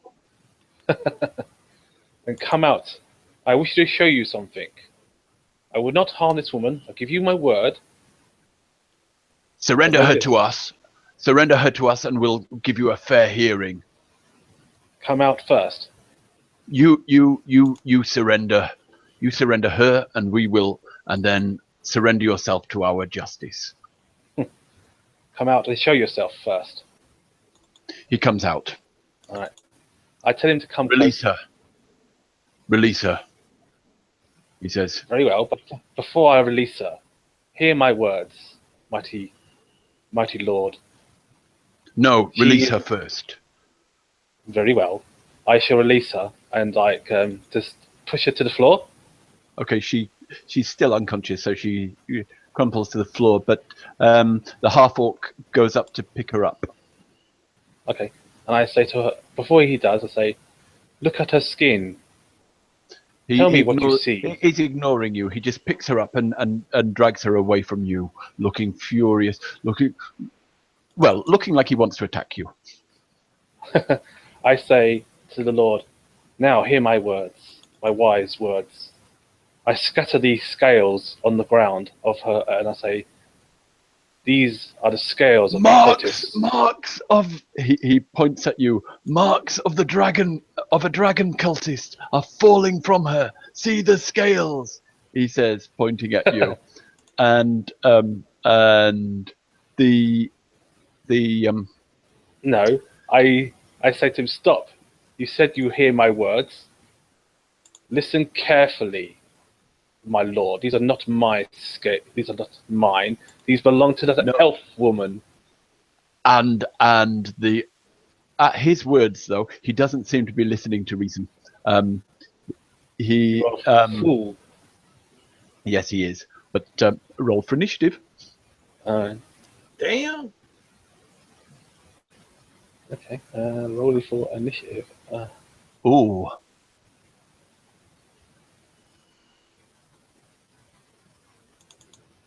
Okay. 15.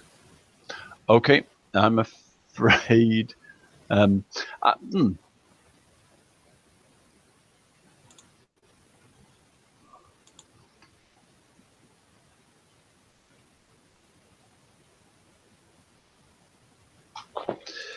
I'll say Diggory, and the rest of them are also in the fight. Okay. And who do you want to be in the fight with? Would you prefer the half-orc, or would you prefer? I'll let Duggery take on. I'll let Duggery take on the half-orc. Barbarian versus barbarian. Yep.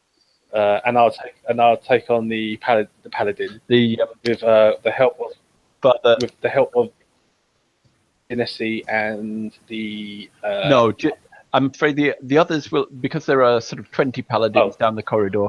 The others will be holding them off as well, and you'll have to. With the help, we've got Gondreda's help then. With Gondreda's help, okay. Yeah. You can toe-to-toe it with Father Welkin, Abbot Welkin. Okay. Okay. Fine. Take her down. Actually, I did have a long rest, if I remember correctly. Since when? You haven't had a long rest since you've arrived. Oh. I think we did, didn't we? I can't remember. No. Oh, all right.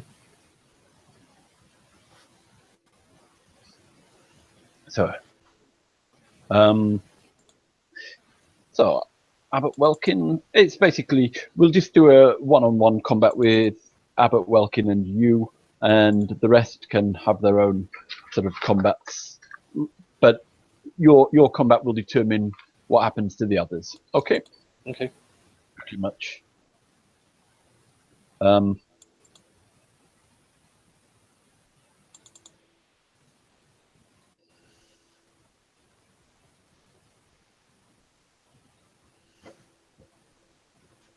Okay, and what was your initiative?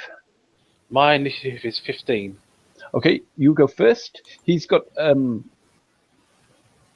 glaive. I step up to him. Mm-hmm. And okay, as you're Yeah. I As step up to him. as you approach within 10 feet, he has an attack. As a I take the reaction. dodge action. Okay.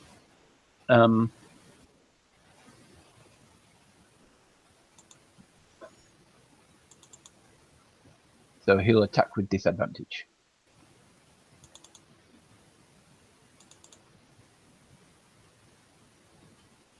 A 7. 7 plus. I didn't put in the pluses. 7 plus 7. 14 is not enough to hit you. So, yep. You step inside his attack and get close to him. Okay. And I attack back. No, you can't attack back with a dodge action. Oh. Your right. dodge action is your full action. Alright, and then You have a bonus? Bonus is to stand my ground. Okay. And take Greta? Grondetta will she will like go try to like poke him in the back a bit, so like get round into like a vantage position. Okay. Yep. And try to poke him. Okay. With her dagger. Okay. She's gonna do a backstab. Make an attack. I mean, she doesn't have sneak, but roll the attack. She gets +3. Mm-hmm. This is nice. The highest. Oh no, she misses. She got 4. Oh, she gets advantage, doesn't she? Yep. Yes. She got a 17. Does that hit him? 17 is not quite enough to get past his plate. So. Oh well. She poked him. Poked him, and then it's his turn. Ooh.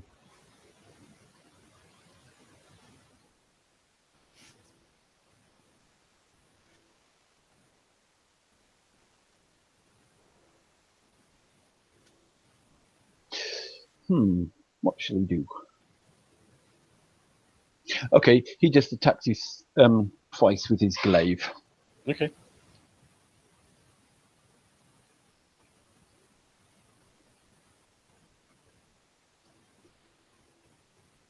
No, he'll attack. He'll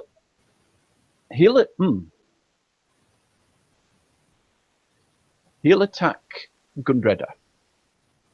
Okay. So first attack hits her. Yes. For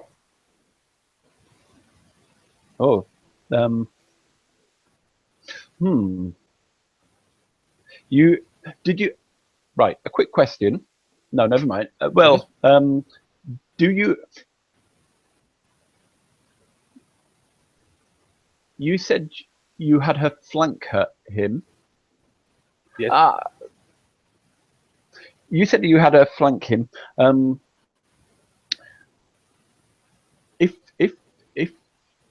If she flanks him, you can't protect her. Okay. If she's next to you, you can. All right, fair enough then. She could be standing next to me then. Okay. Her attack missed, but you can take he's aiming them at you, but you can get in the way. Okay. He's aiming them at her, but you can get in the way and take them. Oh yeah, I get in the way. Okay. So you can, if she's within 5 feet, you can divert any attacks on her to you instead. Yes. With your defensive attack. So his first attack hits an AC of 22. Does that hit? Yes, that hits me. Yeah. So that will do 8 plus 6. Well, if he's woken up, he hasn't got any spells either. He didn't use any spells yesterday. Yes, but he still needs the long rest to recover on. No, he didn't use any spells yesterday, and you can use the spell slots that you didn't use, but you can't gain any new ones. Anyway, he gains 8. He calls down the wrath of. He strikes you twice. Okay. He strikes you once for 15 points damage plus 7 points of radiant damage, and you start glowing with light. Start glowing with radiant light. Okay. That was his first attack, and his second one hits an armor class of 23, so this one hits you as well, and does 1, 2, 3, 4, 5, 6, 6 points of 6 points of damage. Okay.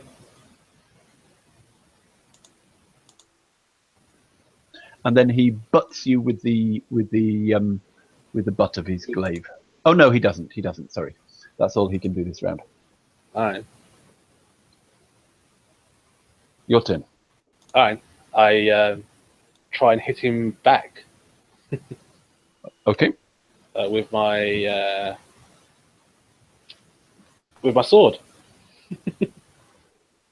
Okay.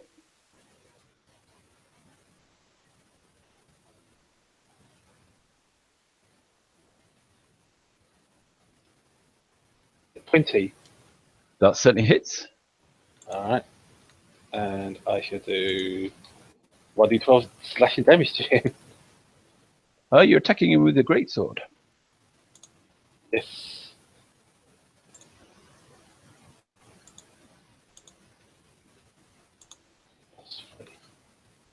Seven. 7. Okay. He rolls with the blow. He's clearly a seasoned warrior. He almost laughs it off and riposts with his glaive, hitting an AC of 18. No, 16. Nope. No, 18. 18. Sorry. Nope. That does not hit my armor. What? It pings off. Oh, pardon? My armor's 21. My armor's 21. How? I'm wearing plate armor. Yep, that's 18, isn't it? No, plate armor is 18. Yes, plus shield, which is 2. You can't use a greatsword and shield. It's a short. It's like a long sword. Did I wrong roll? No, a greatsword is a two-handed weapon. Oh, I got longsword. Oh, sorry. Oh, so you're not doing D12, you're doing D8. D8. Sorry. Yeah. Sorry. I always get too confused. So okay. So you still got okay. So he misses you, and the second one misses as well. Yep. You've got a good defense. And then he tries to poke you with the butt of his glaive, but misses you with that as well. He brings that up towards your knee to try and catch you up, but you jump out of the way. And what do you do? Right. So Grondella's going to poke him. Okay. Because I do her first, then I do me. So she's going to poke him. I guess then she's assisting me. So would she get advantage or not? No. Okay. Unless she can give you advantage, but she can't attack, or you can. So, I mean, if she goes around the back of him, she can attack with advantage, but then he'd attack her, and you wouldn't be able to protect her. No, that's true. A 19. Does that hit him? Yep. All right. So 1d8. Yeah. Yep. Plus whatever strength. I mean, you've got some spells, I guess. Yeah, I have got a spell. Oh, I do 11 points of damage to him. Okay, nice hit. Okay. And as a bonus action, yep. As a bonus action, I shall bring it. Shield of Faith. Shield of Faith, yeah. Okay. Oops, wrong one. Shield of Faith. Yep. Sorry, wrong one. So, your the holy symbols on your shields flash up and protect you, and an aura move with an aura, helping you to block the blows that are coming in as he rains down as he swings down. He jumps back and swings down with his glaive for an AC 18, but you take it on your shield, and he tries to hit. Tries to hit the child, but instead.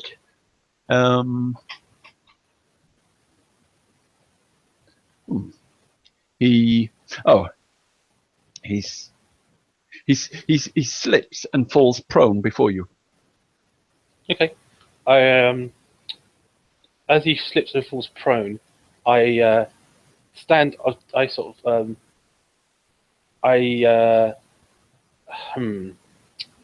What can I see that is revealed? Like any flesh that is revealed? Like, can I like? No, he's in plate armor as well. Including his face. And he's coming out for battle. All right. And he's holding you at bay with his. He's got between you and him is his glaive. If he's fallen prone on his back, and he's got his arms. He's got his arms in the air. I will attack I'll attack the underarm, which is like because when you wear plate, you can actually attack the that little gap. Yep. In the armpit. So I sort of poke the armpit.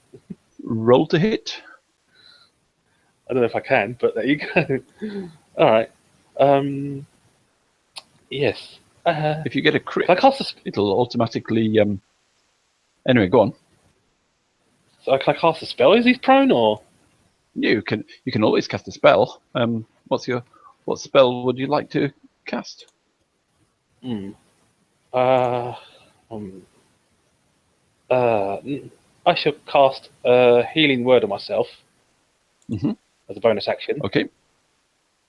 So 9, 10, 11, 12 hit points back, and I'm gonna try and poke him with the thing, his armpit, if I can. I missed. I got an 8. Okay. He's prone, isn't he? He's prone, so I get advantage, don't I? Yep, you do. Yes. And a 25. Oh, dice roll. That's okay. Tell me your damage. All right. Let's see, 1d8 plus 3. I do 4 points of damage to him. 4 points of damage, but because you were stabbing up under his into the soft bit of his arm, I'll say you've obviously hurt his arm, and he tries to wield his glaive, but finds he can't use his arm properly at the moment. He tries punching it, but his arm is deadened by your blow, and he can't use his glaive properly. So he tries scurrying out of your hanging on the walls of various weapons, and he tries to grab a mace, but this will take him out of range. You can have an opportunity attack on him as he scurries away. Both you and Gundreda, if you like. Nice. Yes, please. All right, so I get at advantage because he's kind of down as well, though he's getting up as he does so. A 20, and let's see if I get a crit. But nope, a 21. So that hits him. Both hit. That was me, and that was just me first. Okay. And then I'll do damage with my sword. 1, 3, 8 plus 3. He takes a 6 damage from me, and then Grondetta, little Grondetta, she'll poke him with her little with her dagger. Hopefully she gets something. 17 and a 19. Yay! She poked him with a 19. Okay. I don't know if I did. Tell me the damage. 1d6 for a dagger, isn't it? No, D4. D4. Oh, 1d4, yeah. 1d4 plus. Plus her dexterity. Right, so she does 5 points of damage to him. Okay. Little poke. And that is. That is, Oh no, he's not going to use this in front of all his paladins. Okay. So he curses you as he reaches up and grabs a mace off the wall. Helm, protect us! Strike them down! Rally, men, rally! Furious fighting is going on all over the room. okay. Right. As he grabs this weapon, I shall glow with bright white, and I say to him, "You have not seen the errors of your ways. You have been fooled by the witches, by the demons themselves." And I cast spiritual guidance Spiritual guardians. around, spiritual guardians around me. Little tiny cubits burst out as I walk towards him, and he has to do a wisdom saving throw of 15. What other people are affected by this?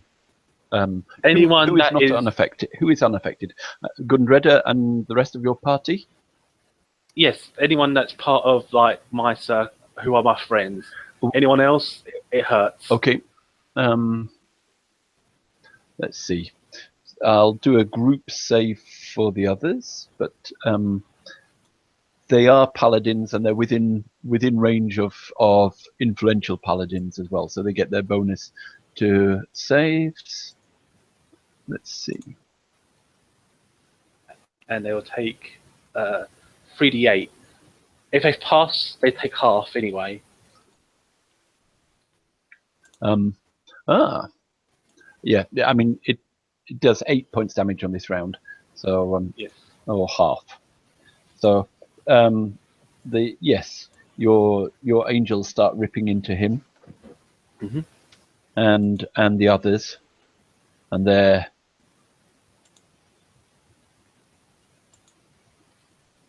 okay, and he looks suddenly furious, and he comes charging at you with his mace, but last moment he drops his mace and grabs Gundreda and tries dragging her out of the dragging her away from you. I attack him as he goes for the grab. You can do one of two things. You can try and oppose him grabbing her, giving her advantage on her athletics or acrobatics roll, or you can make an attack of opportunity as he tries this. I do attack of opportunity. Okay. So first of all make Gundreda's acrobatics roll. Okay. So she gets she's skilled in that. Nice. No, she won't be skilled in it, but she'll just roll plus her dex. Okay. So she got a whopping 14. 14, and he gets. Oh, she's quick, and she manages to get out of his way, so he doesn't manage to grab her. And I roll with my weapon of my sword, of the lady's sword. Oh yes, I got this green shield, didn't I? I don't know what it does yet. This green shield of hers. Yep. All right. So I get a roll with advantage. Oh dear. 16. Does that hit him? I'm guessing not. 16. No, it doesn't hit him. So okay. As he came in to attack Gundreda, she dodges out of the way, and you hit him. Now it's your turn. Okay. So first he has to take a wisdom saving throw because he's within my aura of angels. Tell me the damage. 3d8. Okay. He takes 14 or half if he saved. And then I shall attack him. Bloodied now. And I shall attack him with my sword. Hopefully to finish off, to knock him out, perhaps, type thing. Hopefully. A 25. I got a 19, so that's 25 to hit him. roll your So that roll your roll a roll your poking me in damage. the soft spot. Poking me in the soft spot again. I'm not, because he's not down. I'm not going to allow you any sort of the slight advantage I allowed you last time. Just a normal damage. Okay. Right, so 1d8 plus 3. Mhm. He takes 6. 6. Okay. And God is behind me now, sort of like behind me, Yep. like behind my legs or something. Okay. And that is it. That's your turn for him. For him, he curses you and attacks you twice with his mace. The first one misses you. Second one misses you. Right. Curse you. And he has to do another wisdom saving throw. Yes, he does. At the start. And he, yep. Tell me the damage. 3d8. He takes 12 or 6, depending on the situation. Okay, and your turn. All right, I hit him again. It's going to keep hitting him He until he goes down. He doesn't have a shield. He's looking around desperately for a shield. He sees one up on the wall, but you think he's weighing up whether he should go for it or not. Make your attack. Okay.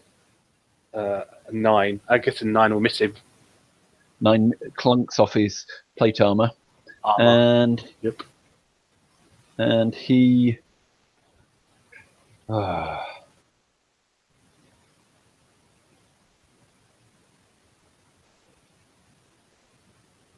he mutters a few words of prayer. Again, the symbols on his and his armor glows with runes of protection, and he then attacks. Is he casting a spell within combat? Yep. Because if he is, I get to attack with opportunity against him. Oh, why? Because I think it's he has to. If it's a concentration or something like that, then no, you only get that. Either you're confusing your additions or you're talking about a feat that I don't think Claire has. Mage Slayer. Okay. So no, not with this one. So he attacks you twice. Okay. The first one misses, and the second one, AC 21, is a miss, isn't it? Yes, it is a miss. Mm-hmm. All right. Damn. Oh, damn. Anyway, go on. Yeah, so he has to do a wisdom saving throw. Yep. And he'll take... Wisdom save? Yep, he'll take the half. What's your D? It's 15, isn't it? So, yeah, he makes it. Yep, and he'll take half of the D8, whatever I roll. Hopefully this will get him. He takes... Ooh, he takes 10. Ooh, nice one. Okay. He's looking weakened. Make an attack roll on him as well. Okay. Miss. Okay. I missed him. Hmm. It's his turn now.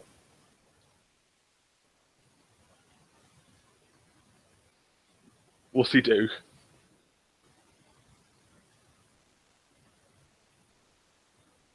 No. What's he do? He touches himself and says a prayer and seems to be rejuvenated in strength. He's not back up to full, but he's certainly the blood that's been pouring down him stops, and he suddenly takes a deep breath. His flesh, his pale skin gets a healthy glow about it, and his eyes glow with a new strength. Okay. And he says, "Now I'll take you down. I don't go down easy." All right. Wisdom saving throw. Yep. Roll your damage. All right. He takes 11 or half if he's saved. Okay. and I'll attack him with with my sword again, hopefully to do some more damage. And I'll probably 23. That's like it. Yeah, that hits him. Yep, that hits him. That gets through his defenses. Yep, and I do 1d8 plus 3, and he does, and I do 10 damage with my. Curse you, pawn of Untharfroom. You're fighting like a blind fool, he says. And this time he drops his. He tries to grab one of your arms. And make an opposed athletics. All right. You can use athletics or acrobatics. Which would you like? I use my strength to like smack his hand away. Okay. I got a 20. You've got to beat a 22. No, a 25 actually. So he grabs you and drags you 15 feet to. Okay. He drags you 15 feet to next to the window, and he looks like he's about to drag you out of the window. All right. Next, he has to do your round. All right. Wisdom saving throw for him. Okay. And I'll do. Okay. Yep. Roll your damage on him. Ooh, 21. 21. Wow. Yeah. And this time, because he's concentrating on dragging you, your angels start tearing him to pieces. Usually he's avoiding the worst of them, but this time he seems badly affected. Okay. And he's looking reduced. Not next to death yet, but he's looking reduced. Can I like push him away with like since he's weak? Your entire action can be trying to break his hold on you. Yes, I wish to break the hold. Or you can try and just push him out of the window, but he'll probably take you with him. No, I push him like push him away from me. You're trying to break his grip on you, but you can't. You can either put. Yeah, I wish to break the hold. Yes. So I got a 16. Yep, 16, and he gets. Yes, you break the hold. You're fighting out the edge of the window now. And I sort of step away from the window, but not disengaging. Like move around.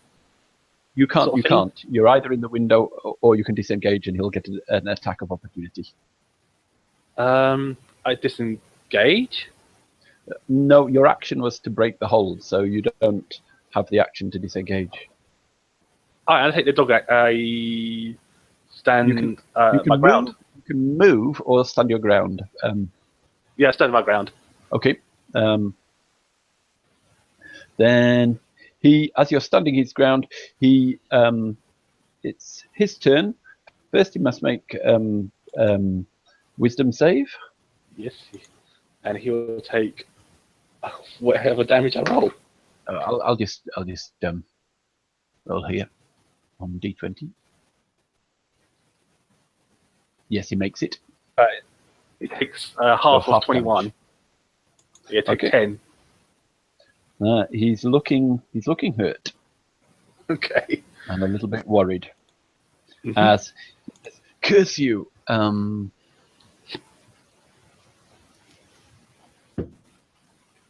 He was like curse you, and he goes to push you and tries to push you out the window. All right, I attempt to make an opposed to athletics. Athletics. He gets +5. His roll is not very good. Hey, I got a 10, and I push him out. No, you don't get to react like that. But he doesn't. I mean, you could on your try and push him out. Yeah. So I step backwards and move out the way. So he's now in front of the window. You're both sort of tottering on the edge of the window. Yeah. There's a drop down onto the hard courtyard below you, and he's trying to force you out, and you're both fighting next to the window. He has to do a wisdom saving throw. He has to do a wisdom saving throw. That's happened this round. It's now your attack. Oh, Angels again. It's your round. All right. So, I wish to attack him. Okay.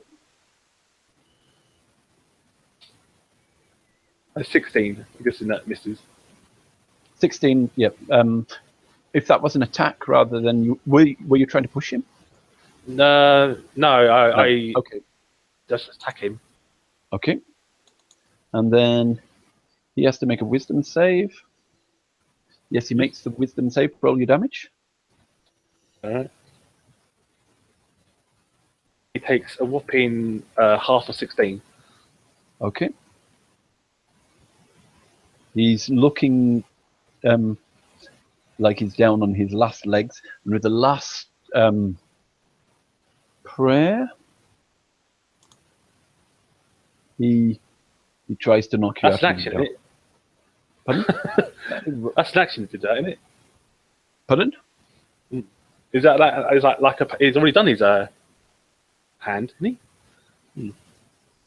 No, you attacked him and missed. He did his save, and now he's you've got to beat a DC of 17. You managed. He doesn't manage to push you out of the window. So Fine.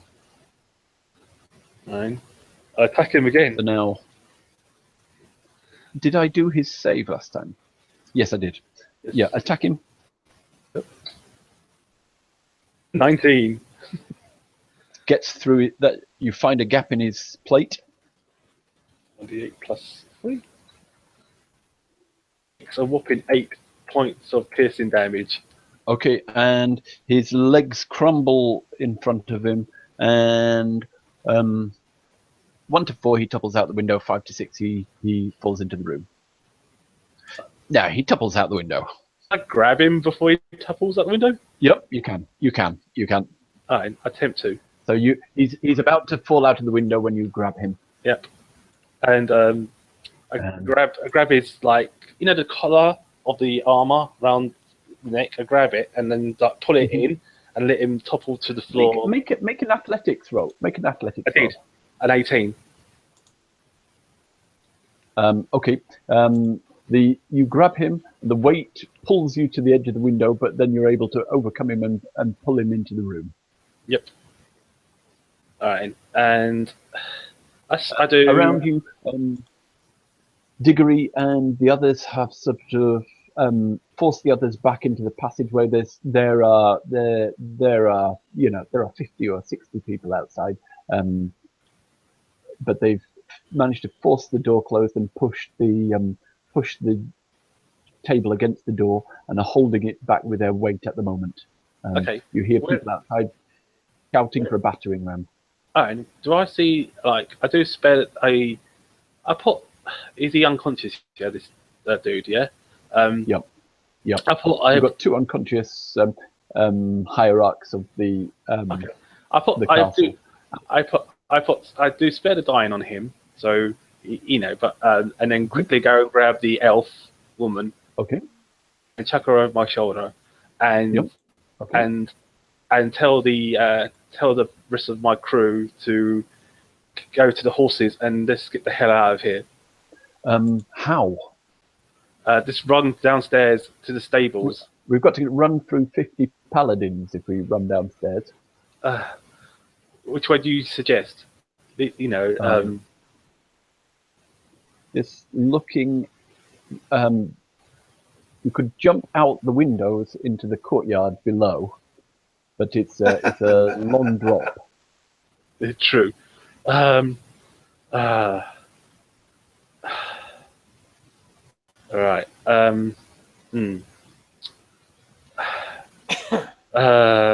This is like. Okay. I'm going to jump over to Charlie.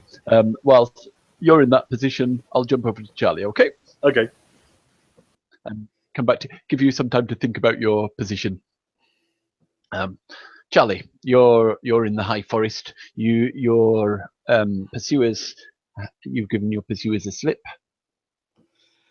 Yes, and after Bale takes that little short rest, he comes down with a refreshed mind and focus, and he'll come on down realizing that the task that he's being pulled to is a rather labored one, and the thoughts of what may be going on with the incarceration of his companions.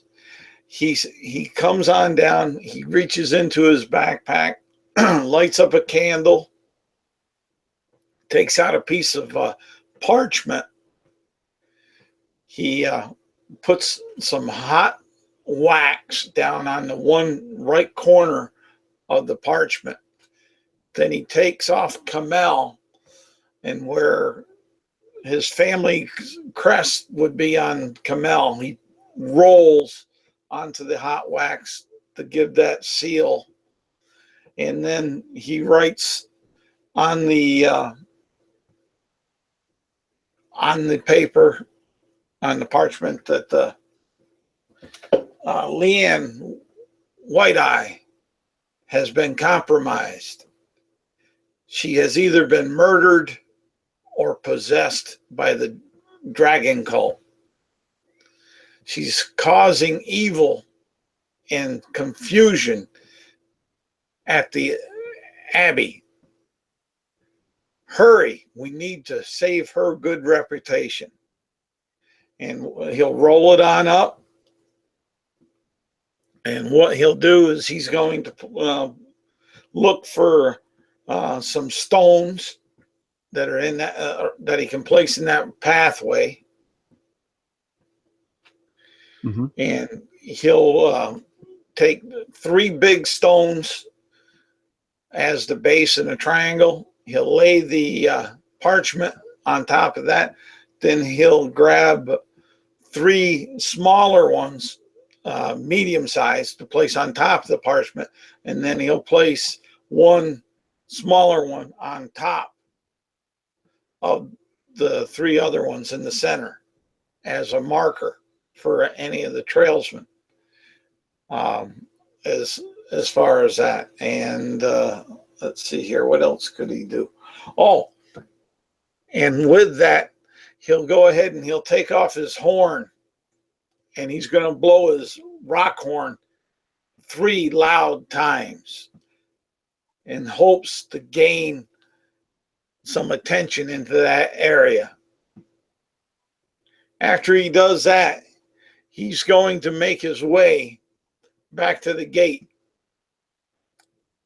and keeping an open eye for the ants that was disturbed to try to circumvent that, and a watchful eye for an aggravated bear, and for some paladins that have seen better days. And he will try to make his way silently back to the portal and work his way back up the well if possible. So I don't know what roles you need me to do to accomplish all this, but that's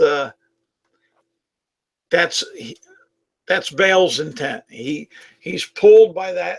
So he does the letter with his seal to validate it. Hopefully someone will find it.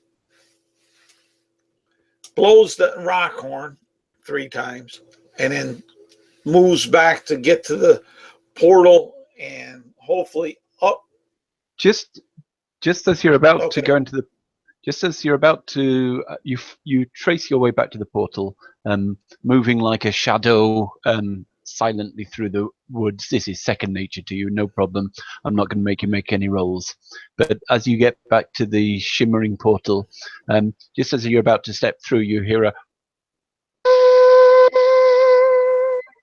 from the distance, which you instantly recognize as an elf horn. One blast is just there are two blasts, which is a typical. The sound is one of query or identification. It establishes the others as elves and asks sort of it's as a kind of waiting question for you to establish yourself as an elf or what you see. Yeah, and with two blasts back, you can identify yourself as an elf. Bale will, once hearing that, will step back into the forest about 100 feet, and he'll give two loud blasts on his rock horn. Okay. It takes some time. The horn was not close when you heard it first time. You might not, people without elf ears might not have caught the sound in the forest. But gradually they sort of 30 minutes later, you hear them sound again, closer, trying to pinpoint you, and you respond with another sound.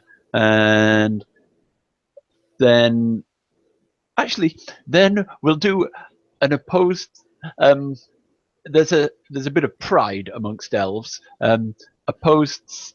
There's a sort of a slight sort of pride to be had on who spots each other first. So make your perception versus stealth. You will see each other sometimes. Well, what Bale's make a perception and a stealth. What Bale's wanting to do? He's going to make that those two horn blasts, like he said. But after that, he's going to go through the portal. Okay. He's looking for them to come upon the marker. The message. Okay. And then he's going to try to make it to the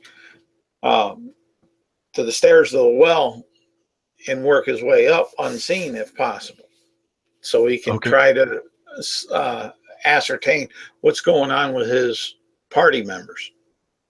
Okay. You make your way back through the tunnels. Sooner or later, you'll get through them. And you make your way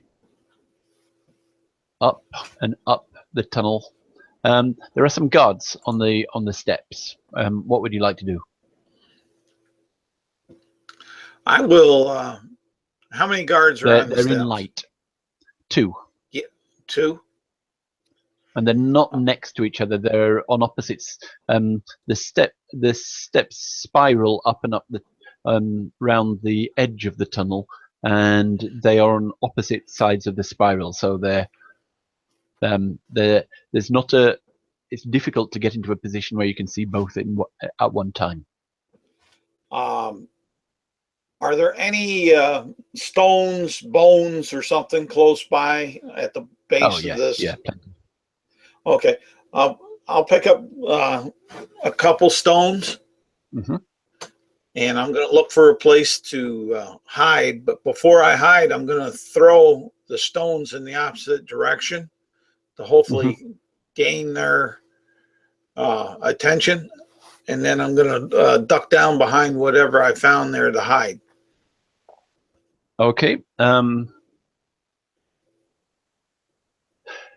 They obviously react to the stones. One of them indicates to the other one and by his signs and physical indications, you can see that he's indicating that the other one should wait where he is whilst one goes down to investigate the sound.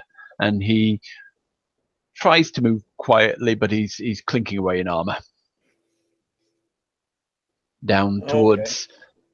He's bringing his lantern, but he doesn't really have a chance of seeing you. All right. And I mean, what was your stealth? If it wasn't 16. Yep, yes. He has no idea you're there. He's looking around warily. All right.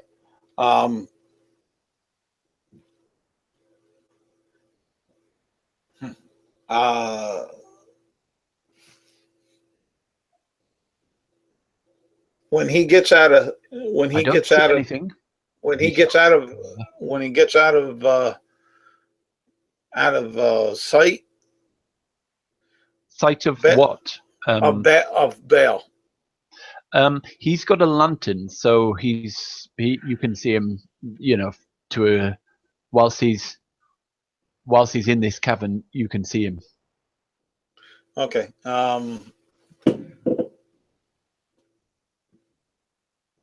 All right. How far away from me is he at this moment in time? I was imagining about 60 feet, but you can have him closer or further. Once he gets about 80 feet, so the lantern doesn't help his eyesight much in my direction, I'm going to try to sneak over to the steps. Okay. And stay somewhat out of sight of the one that's up higher on there. Mm-hmm. And then I'm going to try to disguise my voice and make it sound like it's a little distance away, but as close as I could try to make it sound like his fellow guard yelling for help. Using the back of his throat, he'll be going, "Help! Help! Monster!" Have you got any other action that you're planning on doing with that, or just to get him running down? Or I want to get him running down. I'm going to have Kamel in my hand and laying horizontally on one of the stairs, so when he comes on down, I can trip him. Okay. Make a deception roll. All right. It's not one of my best deals, but it's the only thing I could think of at the moment. Oh, that ain't too bad. Ain't great neither, since I get 0 for deception. 15. Okay, and he's got a straight intelligence, so if he rolls 15 or more, he thinks something's up, but 1 to 14 and he'll fall for your trick. Yep, he raises his shield and comes running down. He draws his sword, comes running down the steps, but he's wary, but won't see your. Well, actually, make an athletic. Just make an athletics or acrobatics roll to trip him, and he'll an opposed acrobatics. We'll call it. Okay, that would be. And he's got a straight. You've got to beat a 4. Oh yeah, I got a with my acrobatics. That's a 17. Okay, you time it well. You catch him with just on the perfect point of. You scoop up his ankle as he's changing step, scooping up his ankle and giving it a bit of a twist. So though the power, you're not very strong, you get him at the perfect moment and perfect timing, and just trip him off the side of the stones and send him tumbling down. All right. Then and his light goes out. He has he has a lantern, but it bounces and it bounces and breaks on the top of the lake. And though the oil is burning at the moment, it will be out in about 2 rounds. Then what Bale will want to do is he's going to take a blow on his rock horn when he hits the top. And then he's going to try to dash and hide from those stairs over to the stairwell to the roof. Okay, I'll bring up the map of the I got it up over here. I'm looking at. You've got it all. I got the 4th floor of the Abbey. Yeah, I'll move it onto the Abbot's Castle in general. Okay. Yeah, that's a little different. Yep. So instead of the, they're in the Grand Tower, and you come up the well. Yeah. Instead of that, I'm going to go and move and climb into the tree straight up. The orchards. The orchard. Yeah, that first one that's right across from the opening of the well. Okay. Stairwells. I'll climb on up there after I sound the horn at the top of the stairs. You hear of calls of the assassin, the assassin, and they start charging down. Okay. People who were in the Grand Tower start pouring out of the entranceway here. Do you see where my green flashes? Yep. Yes, I do. Yep. People start pouring out from there, and there are people running around the parapets as well. Okay. I'm just going to hide for the moment up in that tree. Mm-hmm. Hoping that they're scared or startled by the sound of a rock. You can't make the volume of a rock. You never. No, but you never sound quite like a rock. You're not going to convince. But that's just what I'm getting at. That's a rock, but you never resemble the volume. But that's his intent. His mental intent.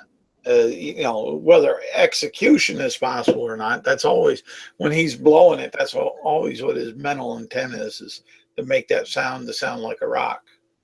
Mm-hmm.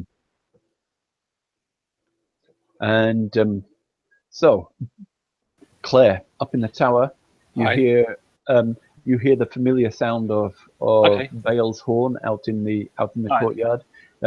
People start running across the down the corridors and across the battlements. Looking out the window, you get an idea of what's going on. What do you do? Okay, so I sort of like I had no time to bring this woman to justice. I should do it now, and like may the gods have mercy upon me today. And like I snapped the elf's neck to finish her off. Okay. Wow. And I rip her clothes to show her dragon scales. Okay. Hopefully someone will see it, type thing. And like I shall and I asked the girl to take me to like the lowest level possible in the opposite direction. Still, the door is barricaded, and you don't think everybody's left outside. No, just take me down to like take me to like the opposite direction where we're going. Where he's been rung into. There is no. There's still no way out of. The only way out of the room is through the windows. Oh. No, just take me down to the lowest level of this basement. I show you a way out. You'd be surprised. Just take me to the bottom of this tower, to the back. Through this door are 20 paladins. Oh, you can hear people banging on the door trying to get into the room you're barricaded into. Okay, I touch the ground. Mm-hmm. And I'm not. I'd say how high are we from the next level of the floor here? Like how long? The next floor down, I think, is a temple floor, so it's a double. It'll be about 20 feet down. Okay, I do this. I do touch stone. I create a little opening in the ground. So what do you do? I do called shape stone. Okay, I can create a little opening, or a little. It says I can create a 5 foot, or I could create a large. I can create a weapon into a rock, an idol, or coffin, or make a small passage through a wall, as long as it's a wall or less than 5 feet thick. You can also shape a stone door or frame. So I wish to make a hole in the ground, like a well, like a whole well. Use like some rope and tie it to another bit of stone or bed, and pivy down to the next room with everyone coming with me. Diggory has some rope on him, and Okay. he opens up a your plan works. You get down to the next level, a temple with big statues looking down on you. Okay. And then I guess after I leave, the floor closes up after we leave. Where do you get shaped stone from? Do you remember? It's a cleric spell. It's called shape stone. It's a cleric stone. It's from it's a 4th level transmutation. No. Oh yes, I forgot you get 4th level. Yeah. And so yeah. Stone shape. Yeah. Yeah. Okay. After we all scurry down to the floor to the next level, the hole closes up. Yeah. The rope gets cut and drops to the floor, so that way Duggery can pick it up, and we run to the back of the right to the back of the wall of this sanctuary where it is temple, and I'll touch the wall again and create a little archway heading back exit out to the fields. So that way we're not going through the church, we're going out the back way, sort of thing. You can't. You can actually only change one with each casting. Okay. So you can't stop the hole in the floor that you create the first time, and it's only it's an instantaneous spell. You can do it it just happens, and then it's in effect, but you can't sort of open and close. Oh, all right, fair enough. Yeah. All right, now I opened up I opened up one at the back of the church, and do you have two 7th level spells? No, 2 4th level spells. I mean, yes. This was my last spell for the day, and then I let everyone through, and we run away. Run away! Or if I can't do it, then I look for an exit, like a back entry, like a back exit to this temple, like clerics have, like sometimes priests and clerics have like that secret exit that only fathers and popes and people know about. I use that. You don't have a second 4th level spell, so you're able to open one down and get down into the temple in the next level there, but actually nobody expects you to be in there, but from there, yes, Alice knows the way, and she leads you to. You basically get into the lift system, the dumbwaiter, go down to the cellars, and through some storerooms in the cellars, and come up in a room next to the stables, if you like. Yes. So we jump on the horses. I put Gondrena in front of me, and I say, ride like the wind, and like as we ride, the Great Escape music plays from the Great Escape movie. Okay, and Bale, you suddenly see all your companions burst out of the stables on the back of horses, galloping hell for leather towards the gates. Okay. They'll be out in. They'll actually, and some of them will gallop under you, sort of past the tree. What Bale will do, he's going to hold his action, and he's looking for Leanne White Eye, to see if he notices her out and about, going after them for the chase. Okay, you don't notice her. But you do hear one of the leaders of the temple, the one who looks a bit ant bitten and has a few bear claw marks on his face. That's Prior Gervais, shouts, "Drop the portcullis!" And you hear a clunk as the portcullis starts to. I whip the horses harder to make them go faster. Okay, make. Let's see. You've got one thing to navigate before you get to the portcullis. Make a D10 roll, please. All right.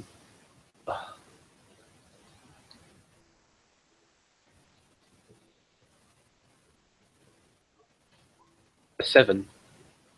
A 7.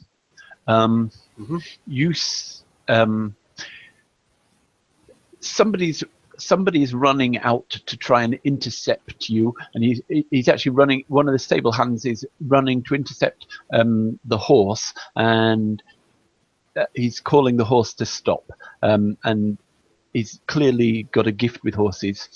You can do one of three things. You can knock him down with a sort of. You can use your horse's athletics against it. You can use. Or you can use animal handling to an opposed animal handling on the horse, or basically those two. Which would you like to do? I will use a bonus action to hit him with a spell. Okay. So a bonus action. I'll do, what is it? Spiritual weapon on him. Spiritual weapon. You conjure a spiritual weapon. Okay. Yes, because it is a bonus action. Okay. Oh, does a 25 hit him? Oh yes, it certainly does. And he takes 15 force damage. Okay, that knocks him straight down. Okay, and we just 15. Yeah, 15. Yeah. 2d8. 15 seems 7 too much, but yeah, I got 7 and I got an 8 and a 7. Did you cast it? What level did you cast it at? That is it's a 2d8 normal. No, it's not. It shouldn't be 2d8. It should be 1d8, shouldn't it? Spiritual weapon. Plus your wisdom bonus. Oh, I cast it at second level, higher level. Sorry, yes, that is I cast it at higher level. Yes. Sorry. Anyway, you hit him. It's a level second. It's a second level spell, so you didn't. But I'll take the first.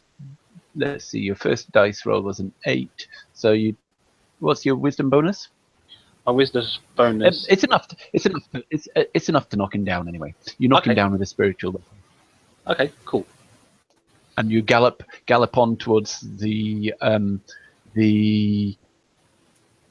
the tumbling portcullis. The horse that you're on starts looking nervous. You've got to make a All right. make an animal handling to DC 10 to get it to And carry on 18. running through the good. And then the final thing is make a DC 10 Dex save to avoid the taking any damage from the portcullis yourself as it comes rumbling down. Oh nope. Okay, I'm afraid you get out, but the portcullis will do you some damage. Can I do guidance on myself? No. For what? Guidance. No. You take 17 piercing from a heavy portcullis scraping along your back, but you as you ride under it. Okay. Ouch. And let's see about the horse, whether the horse gets through as well.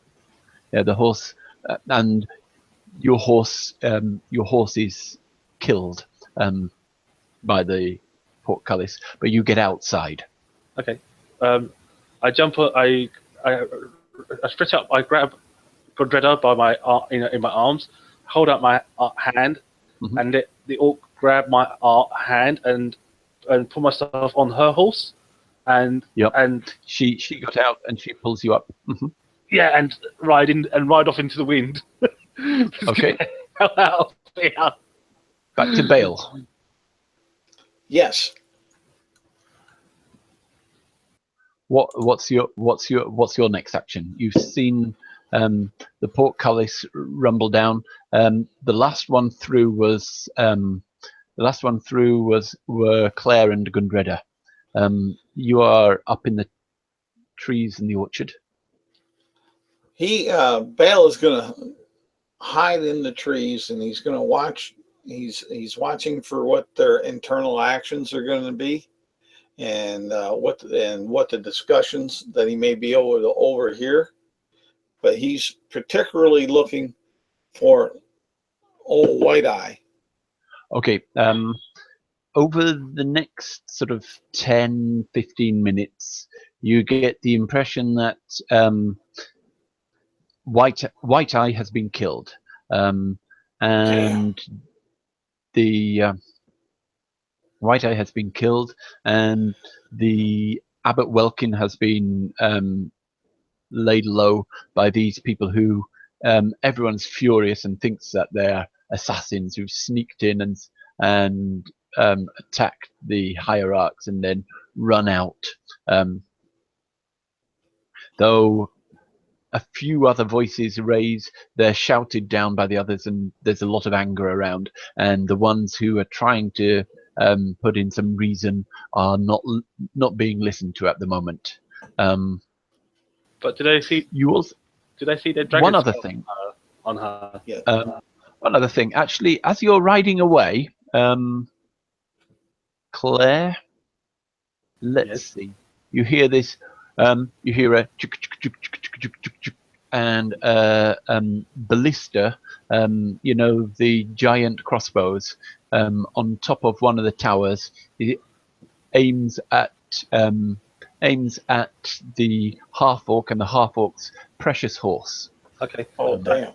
I tell her to run it into the woods, head into the woods. There are no woods. Okay. But the ballista misses. The ballista misses.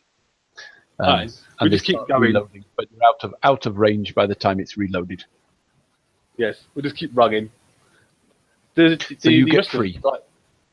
Yes. Do Doggery and the rest of the party are with me? Yes. Yep. Did they come with me? Yep. Yes. Okay. And awesome. And Bale, you hear that Lenine White Eye has been killed by the Oathbreaker Paladin, by the Oathbreaker Knight, as they seem to be calling Claire, and the. Can they do a perception roll to see if she's got scales or not? Pardon? Can they do a perception roll? Because I did rip her clothes off to reveal her scales. Things, yes, but in a bit. Well, Right, actually, this is the first. because if they go, Actually, if yeah, they, actually, yes. Make an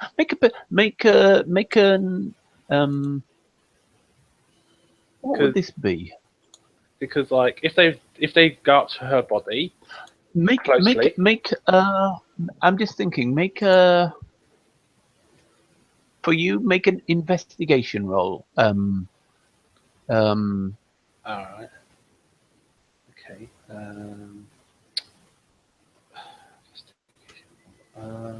okay, a 17. 17. Okay, it's very obvious. You've left it very obvious. And okay, yes, they're discussing that Lenine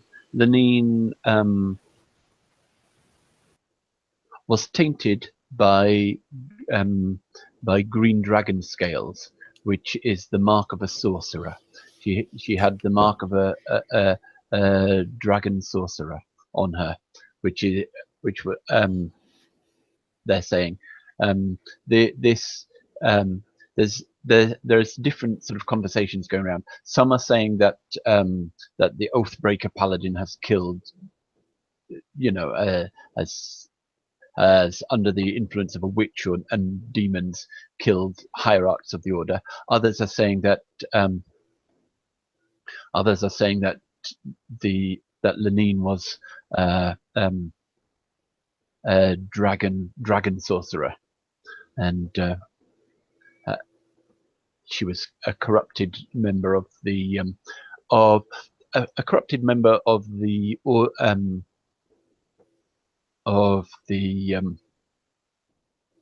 a dragon cultist, and they go and have and a little later, Alice the Alert comes out of her room, showing. Oh, I thought she joined. I thought she joined me. Oh well.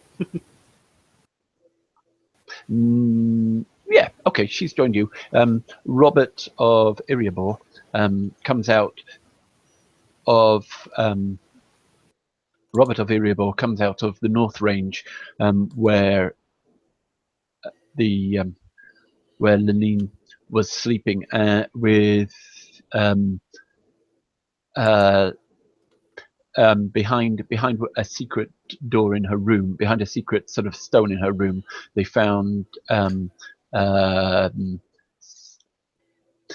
some robes of a dragon cultist and a letter of a dragon cultist telling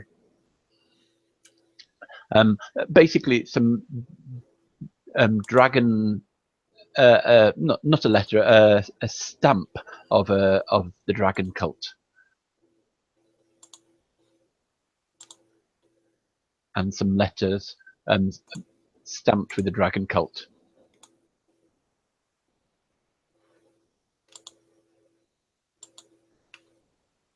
Nice. What would you like to do, Bale? Bale will. He's going to wait for the activity to quiet on down. What time of day is it? It's night. It's night. Okay. It's well into the night.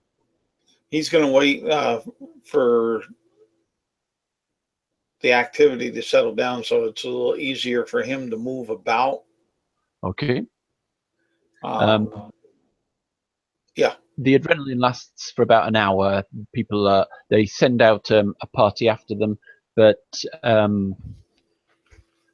they send out a party after them. A couple of patrols go out after your companions, and then the others go into the main buildings and start to talk about it. And the patrols go around the battlements, but they're not going with the same sort of order as before. They stop and are chatting and discussing things in small groups rather than keeping a good vigilance at the moment. Well, They're discussing the activity of the night No. with amongst themselves. Is the Lord Yes. woken up? Because I did revive him. He was on 1 hit point. He wasn't on 1 hit point, but he was stable. Yes. He would take D4 hours. With that, what Bale will do is he's going to try to sneak up into White Eye's room, Mm-hmm.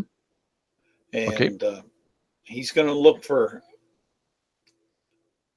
any evidence he may be able to find in there, as far as that may link her to save her reputation that she's been possessed or so. He's still, because she's an elf, is going to try to preserve her reputation as such.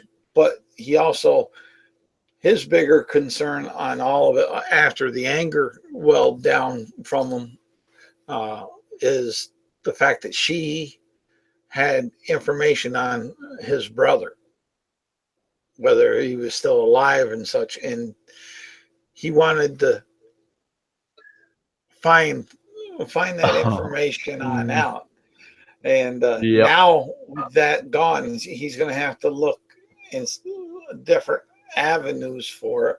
So he's going to try to sneak into her room and search it to find some information leading either further information on his brother or on her connection or how it is, or even if it is her and not somebody playing as her by magics. When you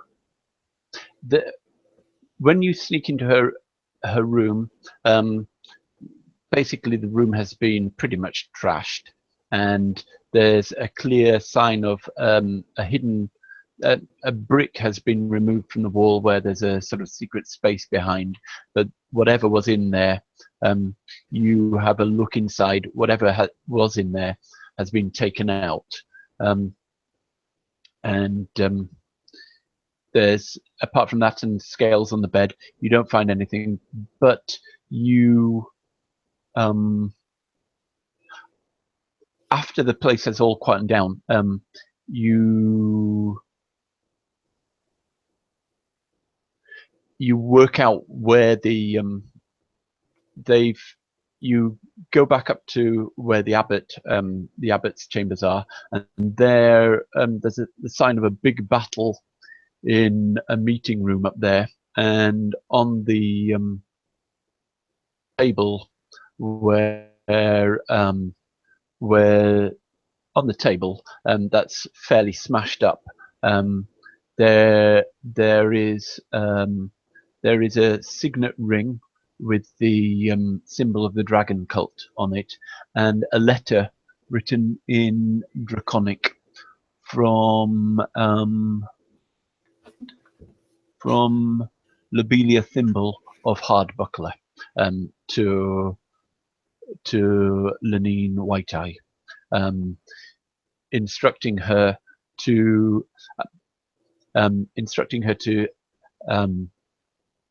basically build up. It says the best way to win over the paladins is, our best chance to win over paladins is to persuade them of the devil threat. There are devils. You use whatever devils you come across to as an enemy, to recruit people to the cause of Tiamat, the only force in the universe which has conquered, the only non-devil that has conquered a lair in the a lair of the 9 hells from devils. Present Tiamat as the only effective enemy of devils, and to win over the paladins.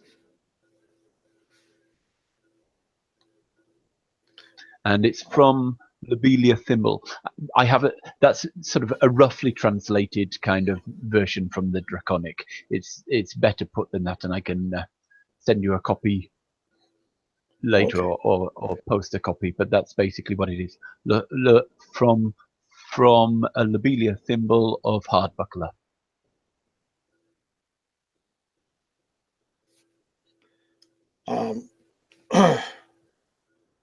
Bale will pick up the letter in the ring.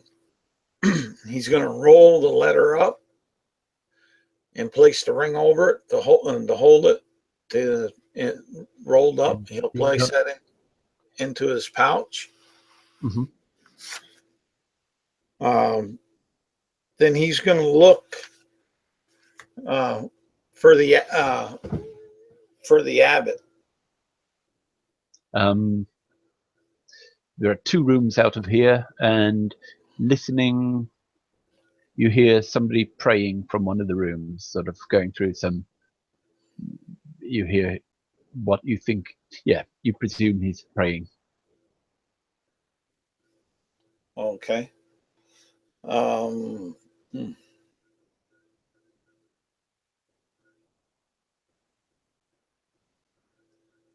Can I crack that door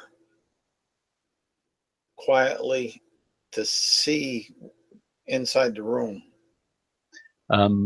As you try, you inspect the door, but as you sort of try, it doesn't seem to have any. It doesn't give at all.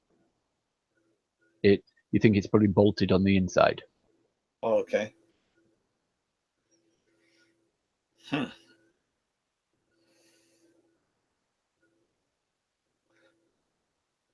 Is there a space between the edge of the door and the door jamb, to say?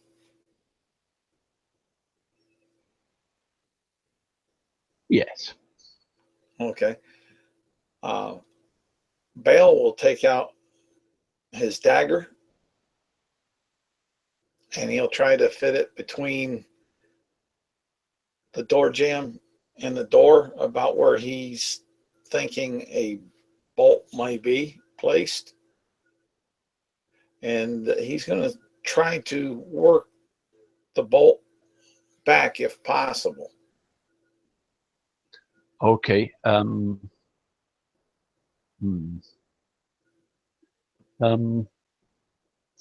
You can make a sleight of hands DC 20. It's not an easy one.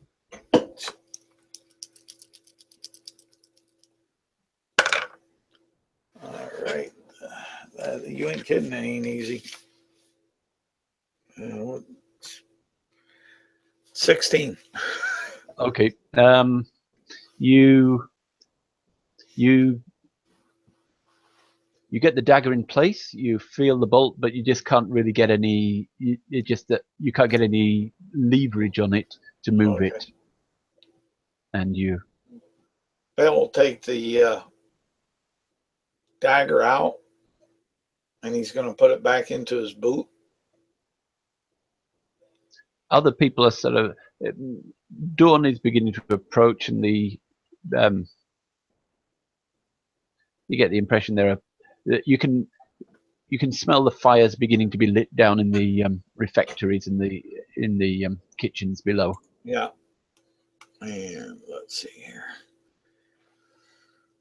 Okay. Does there look like there's a window from this one room over to the other? If you went out and climbed along the wall, well, actually there are arrow slits, but probably not for somebody your size to fit through. Okay.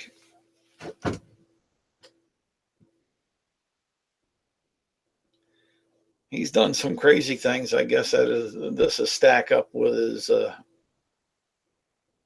his alignment.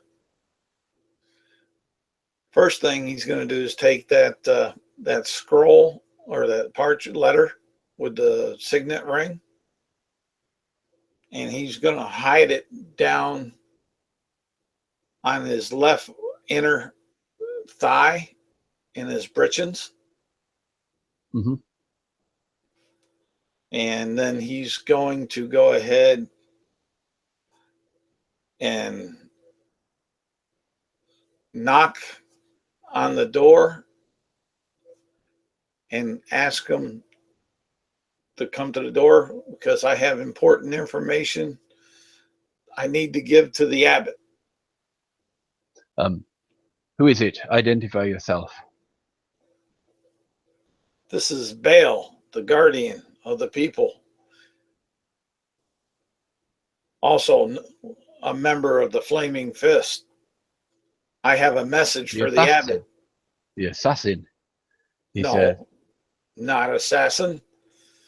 I have important messages for the abbot on some security matters. Tell me through the door. You have a traitor inside your keep that has weaseled their way and given misleading information and intel.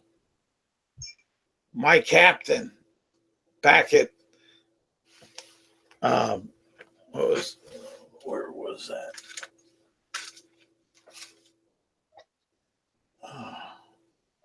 Flaming Fist. Let me go back through here and see. At that city. Baldur's Gate? Yeah, at Baldur's Gate. Has entrusted me to deliver this information to the abbot himself.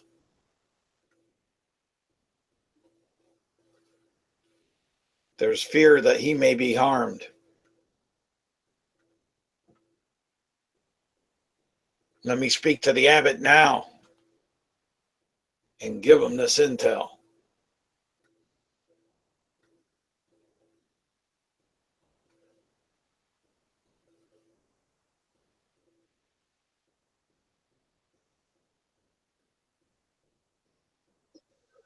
Make a persuasion roll. All right. Come on, baby. All right. That might work. That might work. What's my persuasion? Okay. 19 work? 19 convinces him that that's what you want to do. I'm just trying to figure out what he wants to do. Okay. I got a good roll on the dice. I got a 19. Yep. I have 0 for modifiers on persuasion for this, for Baal.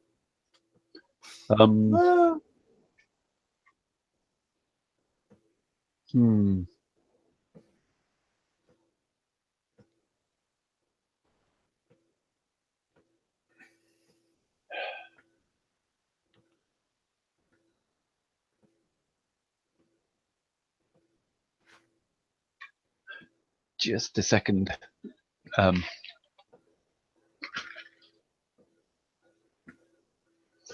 mean, he's not feeling too confident because Claire has reduced him. He's just got back to consciousness, and he's not sure he wants to face another of your party.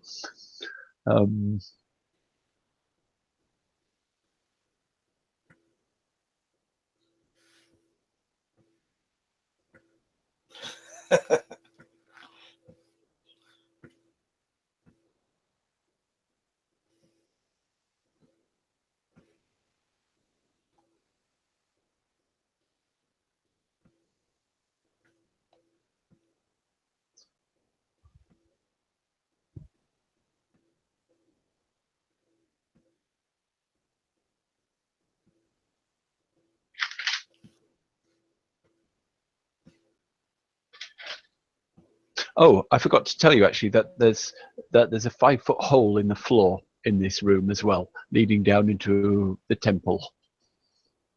Okay, I'll be careful walking around it.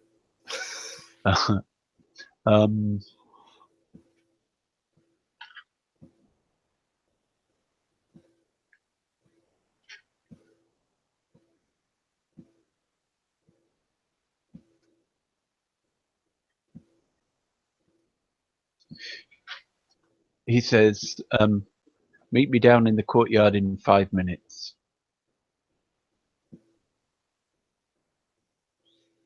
Will do.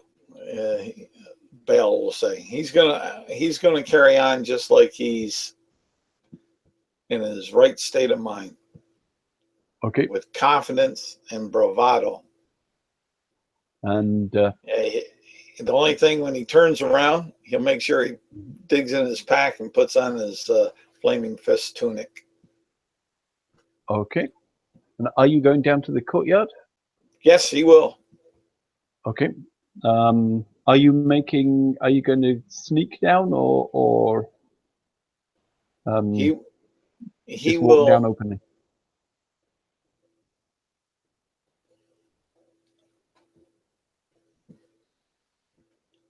He will sneak down. Okay. Yeah. Okay. I'm just going to presume you get down there. Okay. Okay. And sort of 5 minutes later, the abbot comes out, and he walks over to. Let me just pull up the map again. For me, he pulls up. He walks over to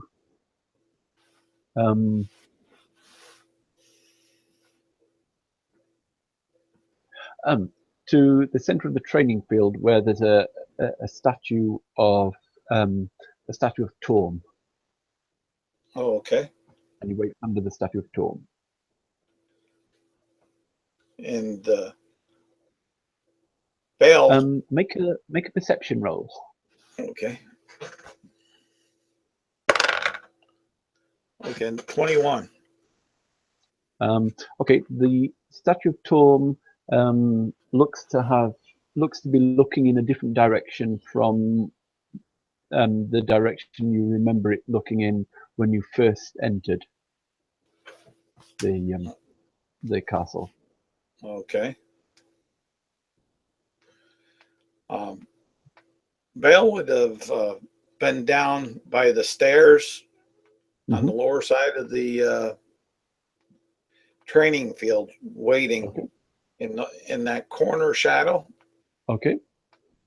He's looking around and seeing if the abbot came by himself. The abbot's come. Yes, the abbot's come by himself. And how's he look? Tired and beaten up, but not as badly off as he was, but pretty exhausted looking. Bale will Certainly not fresh for a fight. Bale will walk out to him and greet him with the proper decorum and protocol that his office would require. So you were the one who was here all the time, but we never saw.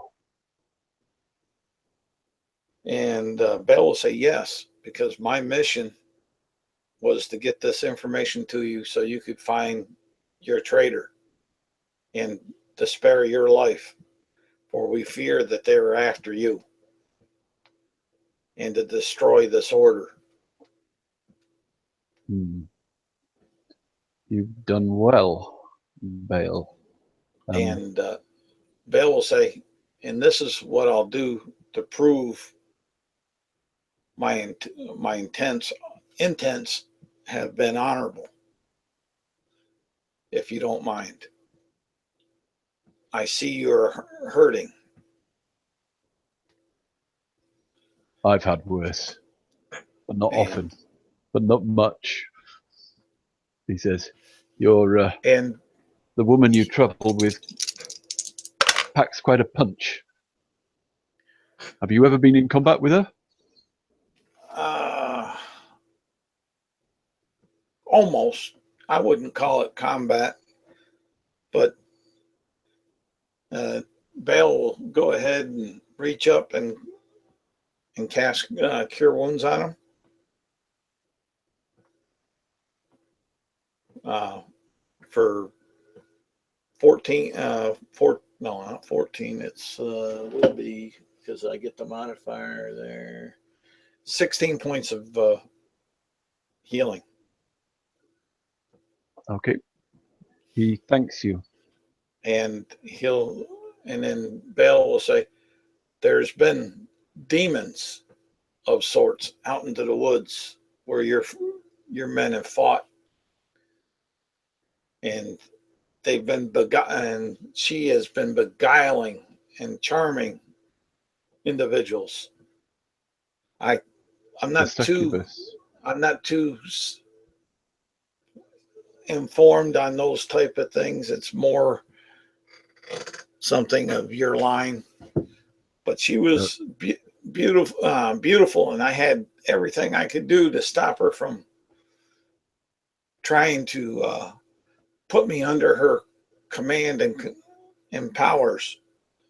But I fear that maybe some of your personnel and some of my party have been influenced by her vile magics. And that's why I've had to try to sneak in to forewarn you.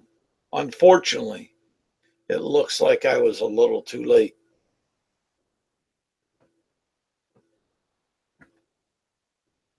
Well, we must be on our vigilance against devils and their plots. I thank you, and I must say, until now I thought you had evil intentions, but there is a lot of hope for you, I suppose. Mine is only. Would you like to join our order?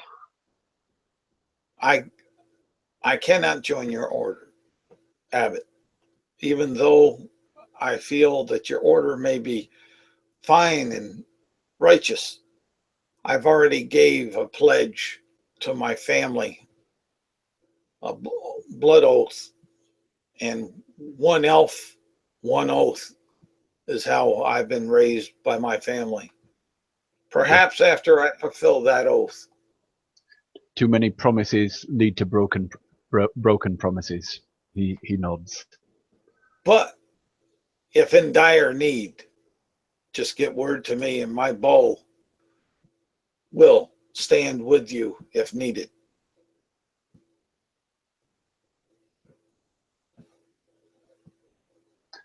Thank you, Bale.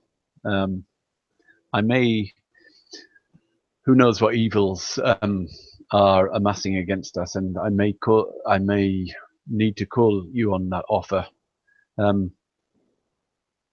But let me not keep you any further. Where are you traveling to? I'm traveling off after this green worm that has taken and kidnapped my brother and killed my family. That's the oath. Angle. The great green of that dwells to the north of here. Once I've slain him,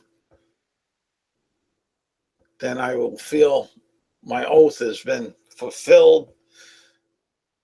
A fair number of my paladins have tried that, but so far all we have is traces of their body. Well, then when I gain my revenge, they'll have revenge through that also, and justice will be served against such a vile worm. Your bloodline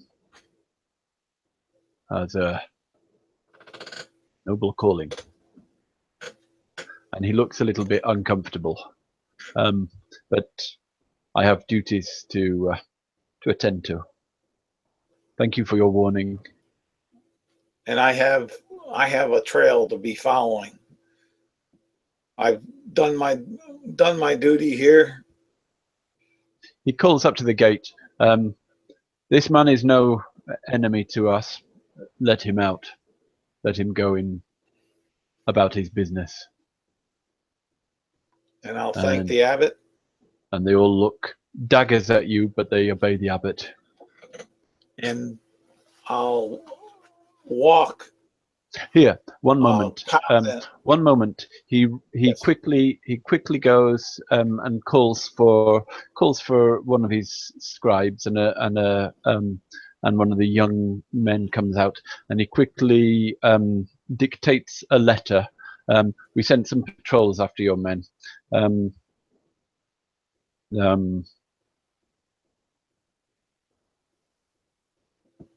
It seems that Lenine Whiteeye was a servant of the dragon cult, and so it seems that we had a traitor in our midst, as you said, and patrols have gone out to find your men and to bring them back here, or kill them if needs be. Write this letter of pardon for them.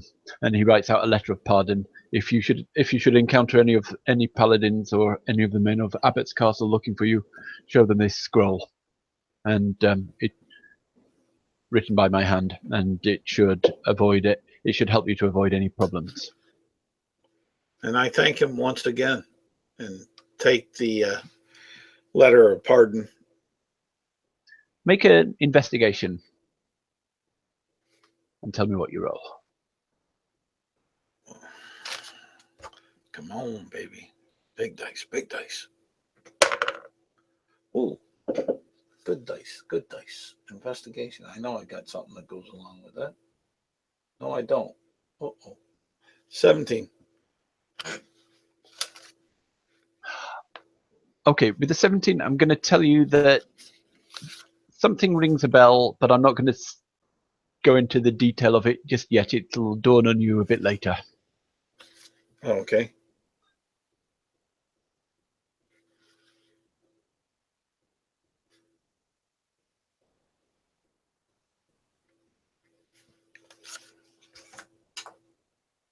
Alrighty, and I'll walk, once I have that letter of pardon, I'll walk slowly and confidently out the gates. Okay, and I'm gonna have to leave it pretty much there. I'll say, we're not gonna go through all the sort of journeys around. Eltergard is quite a safe place. I'll say, well, it's up to you what you do next, but I'd quite like to get Travis back. I would like to get Travis back into the group so we can all progress together. And if you, there are various options. Are you still there, Claire? Yes, I'm still here. Good. Bale would try to track his party members. No, I'm pretty sure. After he gets out. Sorry, the abbot gives you a horse as well, so you can, pressing on, you'll be able to catch up with them. Okay. And I guess Diggory would be pushing for going to pick up the rest of the wall cut, but I'm not sure. What's Claire wanting to do next? Well, after a long rest and a long sleep, after we got to somewhere safe, hoof tracks, type thing, as best to our ability, and she rests up. She will take the new protege, that's under her wing as well. Alice. So you've got two squires now. Yeah, in a way, yeah, and I shall recite and she'll be like, and Claire will be working on her own little oaths, those like the oath of the oath of love, that sort of thing. And like she will try and find a good cause for that. Okay. One hasn't turned up this session, but one will. Okay. Awesome. And but we'll leave it there. And any questions or any? Oh, Bale, when you catch up with the party, they're one of the party from Abbott's Castle. We're on their trail. The rest of your group aren't very. It's not easy to ride on horseback and hide your trails. So on this kind of terrain, so they were catching up, but showing the pardon, you diffuse the situation, and the party from Abbott's Castle reluctantly wish you well and ride back to Abbott's Castle. And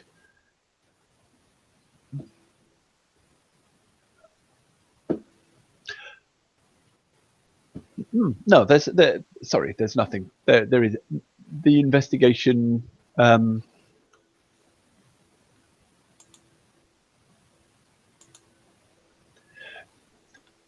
When Abbot Wilkin signed the letter, the only thing is the ink of his signature is exactly the same color as the ink that was on the letter from the dragon cultists. It may be a coincidence, but it's the same color. It's an identical color. Okay, that's interesting. But that's where we'll leave it. Good. So, Awesome. cheers.